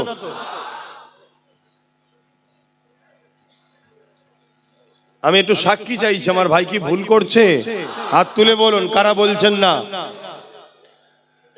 আমার ভাইয়ের যদি কোন রকম কিছু কাজ করতে গিয়ে, ও তো আর ধর্ম প্রচার করছে না, ও তো রাষ্ট্রবাসীর সেবা করছে। ওর কাছে হিন্দু, মুসলিম, দলিত, আদিবাসী, সাঁওতাল, বাগদি সমস্ত গরিবদের দেখতে হবে, তাই তো নাকি? যদি কোনো জিনিস আপনাদের বুঝতে অসুবিধে হয় বা কেউ যদি কিছু সমালোচনা করে, আমি প্রতি জুম্মার দিন থাকি, জানেন তো? ডাইরেক্ট গিয়ে আমার বলবেন, কিন্তু মনে রাখবেন ও নবী বংশের ছেলে। আল্লাহ নবী বলেছেন কোরাইশের নেতৃত্ব মানো। আজকে সে যখন নেতৃত্ব দিচ্ছে, তার সাথ দেওয়া দরকার আছে না? না। আমার ভালোবাসার বাপ মার কাছে জিজ্ঞেস করছি, সাথ দেওয়া দরকার আছে না? না। আমার আব্বা আম্মা, ভাইয়েরা, বোনেরা, আপনাদের কাছে এতটুকু আমার আশা, বাপ হয়ে ছেলে হয়ে বাপকে বলতে পারি তো, ভাই হয়ে ভাইকে বলতে পারি তো, ছেলে হয়ে মাকে বলতে পারি তো, ছেলে হয়ে বোনকে বলতে পারি তো, আপনারা আমার ভাইয়ের সাথ দেবেন, আমার কথা রাখবেন। একটু সাক্ষী দেন আরো একবার, হাত লম্বা করে তোলেন। এবারে দেখুন আমার ভালোবাসার লোক ছাড়া অন্য কেউ ভেতরে আছে কি? একটু হাত তোলেন লম্বা করে, হাত তুলে রাখেন। আলহামদুলিল্লাহ। কেন এটা বললাম? যে ভাই তুই যখন পছন্দ করিস না, তুই তোর টেলে থাক না ভাই। কি তুই কেন মুনাফিকি করতে আমাদের মধ্যে ঢুকিস? এই মুনাফিক গুলো চিনা দরকার আছে না? নাই। হ্যাঁ, না চিনলে অসুবিধা আছে রে বাবা। কাতার ভাগ করতে হবে। দলে মুনাফিক ঢুকলে বিরাট বড় ক্ষতি, তুমি জানো না? বিরাট বড় ক্ষতি। ইসলামের যুগে যুগে সব থেকে বড় ক্ষতি করেছে মুনাফিক মুসলমান। প্রকাশ্য দুশমনরা ক্ষতি করতে পারেনি, মুনাফিক মুসলমানরা করেছে। আর তোমরা যতটা না ভালোবাসো, তার থেকে বেশি ভালো মা বোনেরা বাসে। কেন? তাদের ভাই তাদের সন্তানের মতো, আর মায়ের জাতের মন তো এমনি নরম হয়, তাই তো নাকি? হ্যাঁ, আশা করছি তারাও আলহামদুলিল্লাহ আমাদের সাথে আছে। কথা বুঝে আসছে? এখন আপনারা একটাই প্র্যাকটিস করুন শুধু, সেই প্র্যাকটিস হচ্ছে চোর ধরা প্র্যাকটিস, চুরি না হয়ে যায়। কেন? গতবারে অনেক চুরি হয়ে গেছিল ভাই, কথা বুঝে আসছে? এই চোর ধরা প্র্যাকটিসটা করুন। আর চোরকে বাইরে থেকে আসবে না, চোর কিন্তু হুবাহুব আমাদের মতনই দেখতে, এই মুনাফিক মুসলমানদের মধ্যেই আছে। কথা মাথায় ঢুকছে তো? কারণ এই লড়াই আপনার ওই বাচ্চাটা মাথা তুলে বাঁচবে কিনা, সেই লড়াই একটু মাথায় রেখে দিও। আমি পীরের ঘরের আওলাদ, আরো 50 জনের মতো আমি বাবারা করে আমি চলে যেতে পারতাম, কিন্তু আমি এটা করি না। কথা বুঝে আসছে? কেন? আমি চাই আল্লাহ, আমি তাদেরকে খারাপ বলছি না, নাউজুবিল্লাহ, ভুল বুঝবেন না। একটা স্কুলে অঙ্ক আছে, ভূগোল আছে, ইংলিশ আছে, হিস্ট্রি, অনেক কিছু সাবজেক্ট আছে। তো এক এক শিক্ষক এক একটা পড়ায়, তা বাকিরা সব একটা একটা পড়াচ্ছে। সবাই সবার জায়গায় ভালো, কাউকে আমি খারাপ বলছি না, কিন্তু আমি চাই আপনারা দুনিয়া ও আখিরাতের যাতে কল্যাণ পান। শুধু আখিরাতে কেন, রব্বানা আতিনা ফিদ দুনিয়া হাসানাত ওয়া ফিল আখিরাতি হাসানা, দুনিয়া ও আখিরাতের কল্যাণ যাতে পান, তার জন্য আমি আপনাদেরকে একটু বুঝাই। এতে আপনারা কষ্ট পান না তো? যাই হোক, আমি সংক্ষেপ করব। আপনারা যা যা খুশি শরীক হয়েছেন, এখন দোয়া হবে। দোয়া বাদ যে যার এলাকার মসজিদে নামাজ পড়বেন।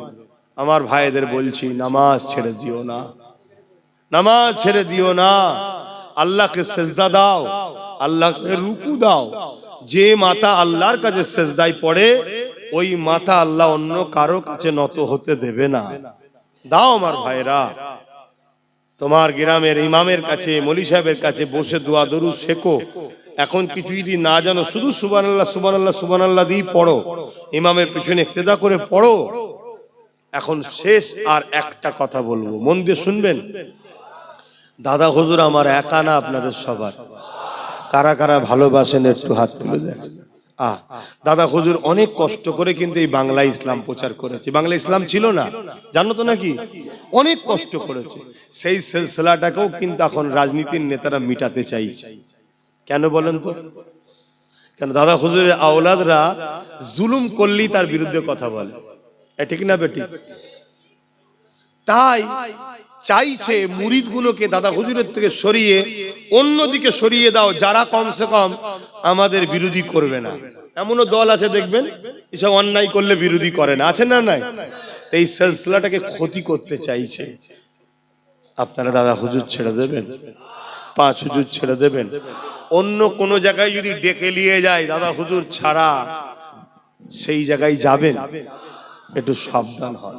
সিলসিলাটাকে ক্ষতি করার জন্য একটা পরিকল্পনা চলছে। আর এই কথাটুকু ঘরে গিয়ে বালিশে মাথা দেবেন যখন, একটু ভাববেন যে আব্বাস সিদ্দিকী কেন বললো, সিলসিলাটাকে ক্ষতি করার চেষ্টা করছে। আশা করছি আল্লাহ আপনার মধ্যে উদয় করবে, আপনি উত্তর পেয়ে যাবেন। এর পিছনে কিন্তু শাসকের হাত আছে, শুনছেন? কারণ একটাই, কারণ বিগত সরকারও যখন ভুল করেছিল, সেই দাদা হুজুরের আওলাদের মধ্যে কেউ কেউ কিন্তু প্রতিবাদ করেছিল। তার আমি নাম বলছি না, তাদের আমি নাম বলছি না, প্রতিবাদ করেছে না করে না? মানুষকে জাগিয়েছে, বুঝিয়েছে যে এই সরকার জুলুম করছে। মানুষ তখন তার পাশ থেকে সরে গেছে, মাদ্রাসায় জঙ্গি তৈরি হয় বলার শখ মিটে গেছে। বুঝতে পারছেন?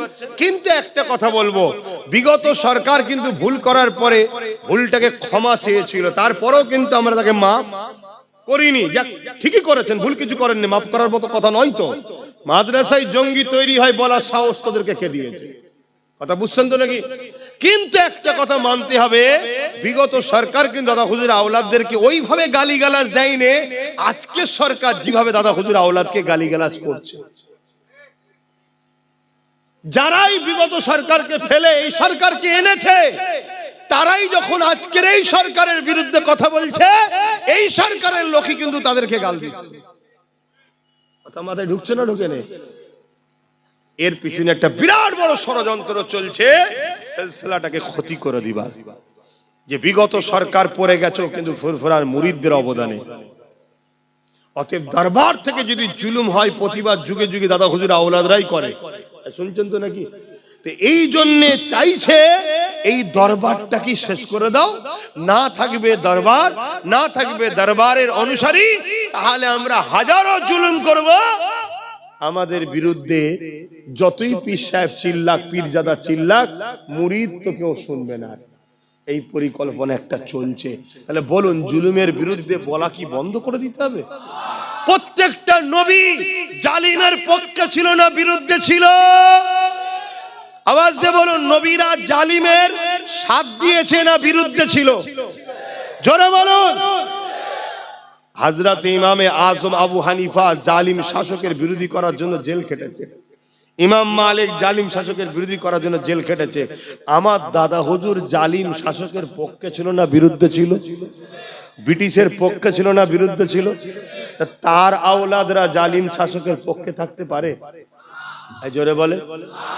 যখন তুমি বলেছিলে ভালো কাজ করবে তখন তোমার সাথ সবাই দিয়েছে। 10,000 মাদ্রাসা হবে, ফুরফুরায় রেল হবে, উন্নত মানের পর্যটন কেন্দ্র হবে, ডবল ডবল চাকরি হবে, কি আর এখন বাদাম বিক্রি করছে। তো ভালো কথা বলেছিল, মাদ্রাসা আলিয়া ইউনিভার্সিটি হবে, ভালোকে সাথ দিতে হবে না? কিন্তু আজ যখন তুমি আবার মাদ্রাসা ভাঙছো, দিবার নামে নেই, তাহলে বিরোধী করবে না? করবে না? কিন্তু তুমি প্ল্যান করছো অন্য, এইগুলোকে সব ধর্মের নামে অন্য দিকে ঢুকিয়ে দাও। অত সহজ তো আমার মনে হচ্ছে হবে না। হবে কি? আপনারা দাদা হুজুর ছেড়ে দেবেন? আওয়াজ দিয়ে বলুন, দাদা হুজুর ছেড়ে দেবেন? দাদা হুজুর ছেড়ে দেবেন? তাহলে একটু তাকবীর দিয়ে জালিমদেরকে জানিয়ে দিই, দাদা হুজুর পীর কেবলা। আরো জবান খুলে দাদা হুজুর পীর কেবলা, 5 হুজুর পীর কেবলা, দাদা হুজুরের খলিফাগণ, আহলে সুন্নাত ওয়াল জামাআত, ফুরফুরা শরীফ নারে দিবে লব্বাইক ইয়া রাসূলুল্লাহ, নারে দিবে। কেন? আল্লাহ রসুল বলেছেন, হাক্কানি উলামাদের নমুনা হলো জালিম শাসকদের বিরুদ্ধে থাকবে, মজলুমের পক্ষে থাকবে। এটা হলো হক দল ও হক উলামাদের বৈশিষ্ট্য। মনে থাকবে তো? দাড়ি বড় থাকলে শুধু হয় না, টুপি বড় থাকলে হয় না, মসজিদ মাদ্রাসা থাকলে হয় না, বড় মুফতি, বড় মুহাদ্দিস, বড় মাওলানা হলে শুধু হয় না। ইবলিস বিরাট বড় মাওলানা। হাক্কানি উলামাদের বৈশিষ্ট্য কি?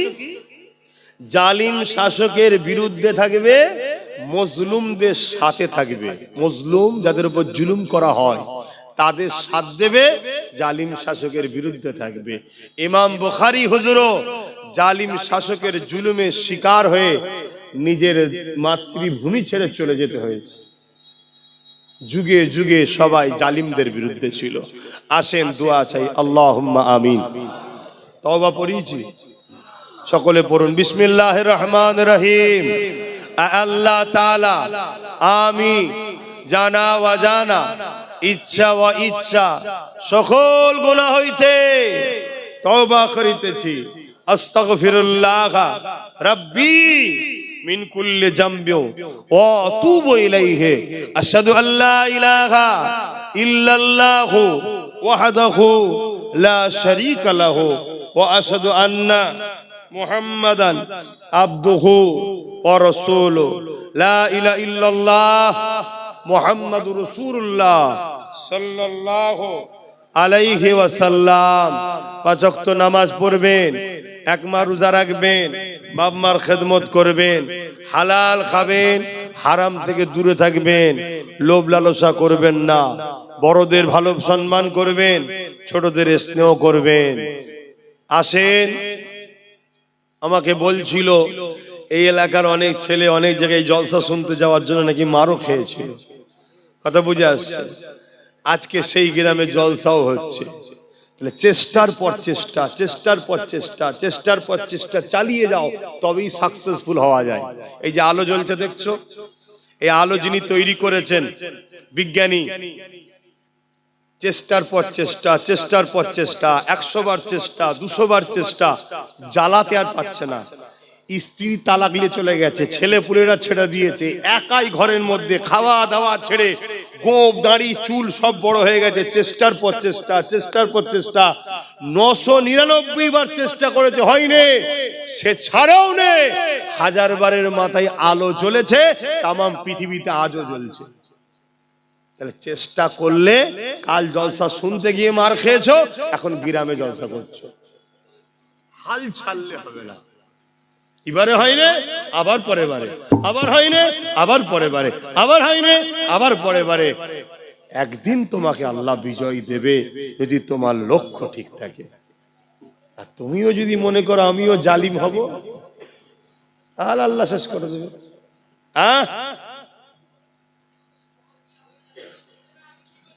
হ্যাঁ, আল্লাহ করে এরা অনেক ঠিক আছে, আল্লাহ করে এরা অনেক ঠিক আছে, আরো ঠিক হতে হবে ইনশাল্লাহ, তাই তো নাকি? আল্লাহ করে অনেক ঠিক আছে, ওই জন্যই বলছি তো, তোমার যদি নিয়ত গন্ডগোল থাকে তাহলে কিন্তু আল্লাহ তোমায় শেষ করে দেবে। শুনছো তো নাকি? আল্লাহ কারে এরা অনেক ঠিক আছে, কমসে কম এরা তো মসজিদ মাদ্রাসার দুশ্মন নয় রে বাবা। মসজিদ মাদ্রাসা তো দুশ্মন নয়, দুশ্মন নাকি? তাহলে অনেক ভালো আছে। আগামী দিন আরো ভালো হবে, বলুন ইনশাআল্লাহ। আসেন, আল্লাহুম্মা আমিন। আয় আল্লাহ, হাবিবের খাতির রহমত করে, দয়া করে, মেহেরবানি করেন আল্লাহ। এই মাহফিলকে কবুল করেন, যে যা পড়েছে কবুল করেন। আমাকেও যা বললাম বলার মধ্যে ভুল ভ্রান্তি মাফ করেন। রহমত করে মেহেরবানি করে যে সওয়াব দেন, আমার নূর নবীর দরবারে সওয়াব পৌঁছান। হুজুর আব্বাজান আম্মাজান পরিবার সাহাবা সাহাবিয়া ইমামে হাসান হোসেন কারবালা শহীদান হুজুরদের রুয়ে সওয়াব পৌঁছে দেন। আয় আল্লাহ, সুলতান হিন্দ গরিবে নওয়াজ খাজা মঈনুদ্দিন চিশতিয়ার সওয়াব খানা পৌঁছে, বড় পীর সাহেব হুজুর পাকে সওয়াব পৌঁছে, হুজুরদের পরিবার সন্তানদের রুয়ে সওয়াব পৌঁছে। আমাদের সকলের পীর ও মুর্শিদ মুজাদ্দিদুজ্জামান দাদা হুজুর পীর কিবলা রূহ পাকে সওয়াব পৌঁছে। দাদা হুজুরের 5 কলিজার টুকরা খলিফা হুজুরদের রুহে সওয়াব পৌঁছে। আয় আল্লাহ, আজকে আমরা যারা হাত তুলেছি, আমাদের বাপ কুল, মা কুল, দাদু কুল, দাদি কুল, নানা কুল, নানি কুল, শ্বশুর শাউরি, মাই মুরব্বি যারা চলে গেছে জান্নাতি করে দিন। যারা বেঁচে আছে নেক হায়াত দারাজ করুন আল্লাহ।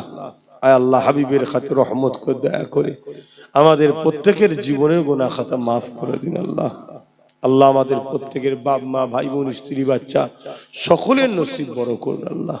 হাবিবের খাতিরে যারা বেকার আছে রুজির রাস্তা বার করে দিন আল্লাহ।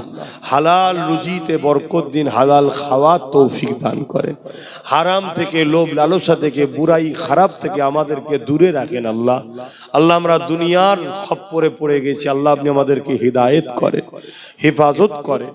এই যুবকদের, বোনেদের, মায়েদের, বাপেদের আল্লাহ সমস্ত খারাপ থেকে দূরে রাখেন আল্লাহ। এই গ্রামে আপনি শান্তি দিন। যেসব ভাইয়েরা বিগত দিন আল্লাহ বিভিন্ন দল করত, আজকে তারা ভুল বুঝে পরিবর্তন, তারা ভুলটাকে বুঝতে পেরে পরিবর্তন হয়ে নবী বংশের আওলাদ নওশাদের সাথ দিচ্ছে আল্লাহ। তাদের পিছনে সমস্ত ভুলকে মাফ করে দিন আল্লাহ। আল্লাহ, তাদের জীবনের গুনাহ মাফ করে দিন। যেসব ভাইয়েরা এখনো ফিরে আসেনি তাদেরকে ফিরে আসার তৌফিক দিন আল্লাহ। আল্লাহ, জালিমদের ঘরে ছেড়ে ফিরে আসার তৌফিক দিন আল্লাহ। আল্লাহ, অত্যাচারী ইসলাম বিদ্বেষীদের ঘরে ফিরে আসার তৌফিক দান করুন আল্লাহ। যদি তাদের কপালে ফিরে আসা না থাকে আল্লাহ, আমাদের রাস্তার কাঁটাগুলো পরিষ্কার করে দিন আল্লাহ। আল্লাহ, আপনি আমাদের রাস্তার কাঁটা পরিষ্কার করে দিন আল্লাহ। আল্লাহ, আমাদের হাতে কিছুই নেই আল্লাহ, আপনি ছাড়া আমাদের কেউ নেই আল্লাহ। জালিমদের হাতে সব, তারা আমাদের উপরে জুলুম করবে, তাই আমাদের রাস্তার কাঁটাগুলো পরিষ্কার করে দিন আল্লাহ। জানি আপনি পরীক্ষা তো নেবেন আল্লাহ, এমন পরীক্ষা নেবেন না যাতে আমরা সহ্য না করতে পারি। আমরা বড় দুর্বল ইমানের মানুষ, আপনি আমাদেরকে সরল সহজ পরীক্ষা নিয়ে কামিয়াবি দান করুন আল্লাহ। আল্লাহ, আপনি বলেছেন চা বান্দা আমার কাছে, আপনার কাছে চাইছি আল্লাহ। আল্লাহ, আপনি আমাদেরকে রাজ ক্ষমতা দান করুন আল্লাহ। আল্লাহ, আপনি আমাদের নলেজ সিটিকে কবুল করুন আল্লাহ। আল্লাহ, আপনি আমাদের রুজিতে বরকত দিন আল্লাহ। আল্লাহ, আপনি আমাদের সংসারে শান্তি, মিল, মোহাব্বত, বাচ্চাদের নিয়ে, স্ত্রী, মা বাপ নিয়ে, শ্বশুর শাশুড়ি, আত্মীয় স্বজন নিয়ে মিলেমিশে থাকার তৌফিক দিন আল্লাহ। আল্লাহ, যাদের সন্তান নেই নেক সন্তান, যাদের সন্তান দিয়েছেন আল্লাহ নেককার করবেন, নেক হায়াত দারাজ করবেন আল্লাহ। আল্লাহ, আমার ছোট ভাই নওশাদকে কামিয়াবি দিন আল্লাহ। আল্লাহ, ওকে ন্যায়ের সত্যের মানুষের জন্য, দেশের জন্য কামিয়াবি দিন আল্লাহ। আল্লাহ, আমার নলেজ কবুল করুন আল্লাহ। আপনি আমার জন্য যথেষ্ট। হাসবুনাল্লাহু ওয়া নি'মাল ওয়াকিল, নি'মাল মাওলা নি'মান নাসির। আল্লাহ, যেসব উলামা ভাইরা বুঝতে পারেনি, ভুল করেছিল, আজকে প্রচুর আলেম ইমামরা পরিবর্তন হচ্ছে আল্লাহ, তাদেরকে আপনি সাহায্য করুন, তাদেরকেও শক্তি দেন দিনের পক্ষে জালিমদের বিরুদ্ধে লড়াই করার। আর যারা এখনো পরিবর্তন হয়নি সেই আলেম উলামা পীর পীরজাদা বক্তা ইমামদেরকে আল্লাহ পরিবর্তন করে দিন আল্লাহ। যদি পরিবর্তন কপালে না থাকে আল্লাহ, তাদের থেকে জাতিকে, সমাজকে সরিয়ে দিন আল্লাহ। আল্লাহ, তাদের মুনাফিকি থেকে মানুষকে জেগে থাকার আল্লাহ, সজাগ হওয়ার তৌফিক দান করুন আল্লাহ। আয় আল্লাহ, সবার জন্য তো দোয়া চাইলাম মালিক, আপনি যে দোয়া চাইছি আপনি আমাকে হিদায়েত করবেন, ভুল রাস্তা থেকে হেফাজত করবেন, লোভ লালসা থেকে হেফাজত করবেন, সমস্ত বুরাই খারাপ রাস্তা থেকে হেফাজত করবেন। আয় আল্লাহ, এই জাতিকে সবাই ধোঁকা দিয়েছে, এখন এরা আমার উপরে বিশ্বাস করে তোমার নবীর গোলামের পাশে দাঁড়িয়েছে। আল্লাহ, এদের উপকার করার মালিক তো আপনি, আমি তো নয়। আল্লাহ, এদের যেন কোনো ক্ষতি না আমি করে ফেলি। আল্লাহ, কোনো লোভ লালসাই পরে এদের সঙ্গে ধোঁকাবাজি না করে ফেলি। আল্লাহ, আল্লাহ আপনার কাছে সাহায্য চাইছি, আপনার কাছে ভিক্ষা চাইছি। কেন? আমি মানুষ, আমি মানুষ। আল্লাহ, আমি মানুষ, আপনার কাছে ভিক্ষা চাইছি। আমি কখনো যেন লোভ লালসা ভুল রাস্তায় গিয়ে এদের সঙ্গে ধোঁকা যেন না দিয়ে ফেলি। দুনিয়ায় আমরা এক জায়গায় হয়েছি, পরকালে যেন একসাথে জান্নাতটাও থাকতে পারি। আল্লাহ, আল্লাহ এ দোয়া পর্দার আড়ালে মা বোন বাপ ভাই আমরা সবাই আমার ভালোবাসার মানুষ সবাই যেন একসাথে জান্নাতি হতে পারি। আল্লাহ, আল্লাহ এই যুবকদের ইমানে তাকত দিন, এদেরকে ন্যায়ের পক্ষে লড়াই করার ক্ষমতা দিন। আল্লাহ, আল্লাহ, আল্লাহ আপনি দোয়া কবুল করুন। আমি আপনার ভরসায় আপনার হাওয়ালাই থাকি, আপনি আমার জন্য যথেষ্ট। আমিন, আমিন, আমিন, আমিন। আল্লাহ, আপনার কাছে আমি পানা চাইছি। আল্লাহ, আল্লাহ দুনিয়ার লোভ লালসা থেকে সাহায্য চাইছি। আল্লাহ, আল্লাহ খারাপি রাস্তা থেকে সাহায্য চাইছি। আল্লাহ, আল্লাহ আমি মানুষ। আল্লাহ, আপনি আমায় বাঁচাবেন। আল্লাহ, সমস্ত বুরাই খারাপ রাস্তা থেকে বাঁচাবেন। আল্লাহ, হারাম খাদ্য, হারাম রাস্তা, হারাম অর্থ থেকে হেফাজত করবেন। আল্লাহ, আয় আল্লাহ আপনি আমাকে বাঁচাবেন। আল্লাহ, আল্লাহ আমার ভাই বাপ মা বোন এদের সবাইকে বাঁচাবেন। বিশেষ করে আমার ছোট ভাই নওশাদকে আল্লাহ আপনি বাঁচাবেন, ভুল রাস্তা থেকে হেফাজত করবেন। আল্লাহ, আল্লাহ ওকে গরিবদের মাসিহা বানান, গরিবদের নেতা বানান, গরিবদের দরদি বানান, গরিবদের হয়ে লড়াই করার ক্ষমতা দান করুন। আমিন, আমিন। বারাহাক কালমাতে লা ইলাহা ইল্লাল্লাহু মুহাম্মাদুর রাসূলুল্লাহ সাল্লাল্লাহু আলাইহি ওয়াসাল্লাম। এই ভাইরা সালাম দাও। ওয়া আলাইকুম সালাম ওয়া রাহমাতুল্লাহি ওয়া বারাকাতুহু। আসসালামু আলাইকুম।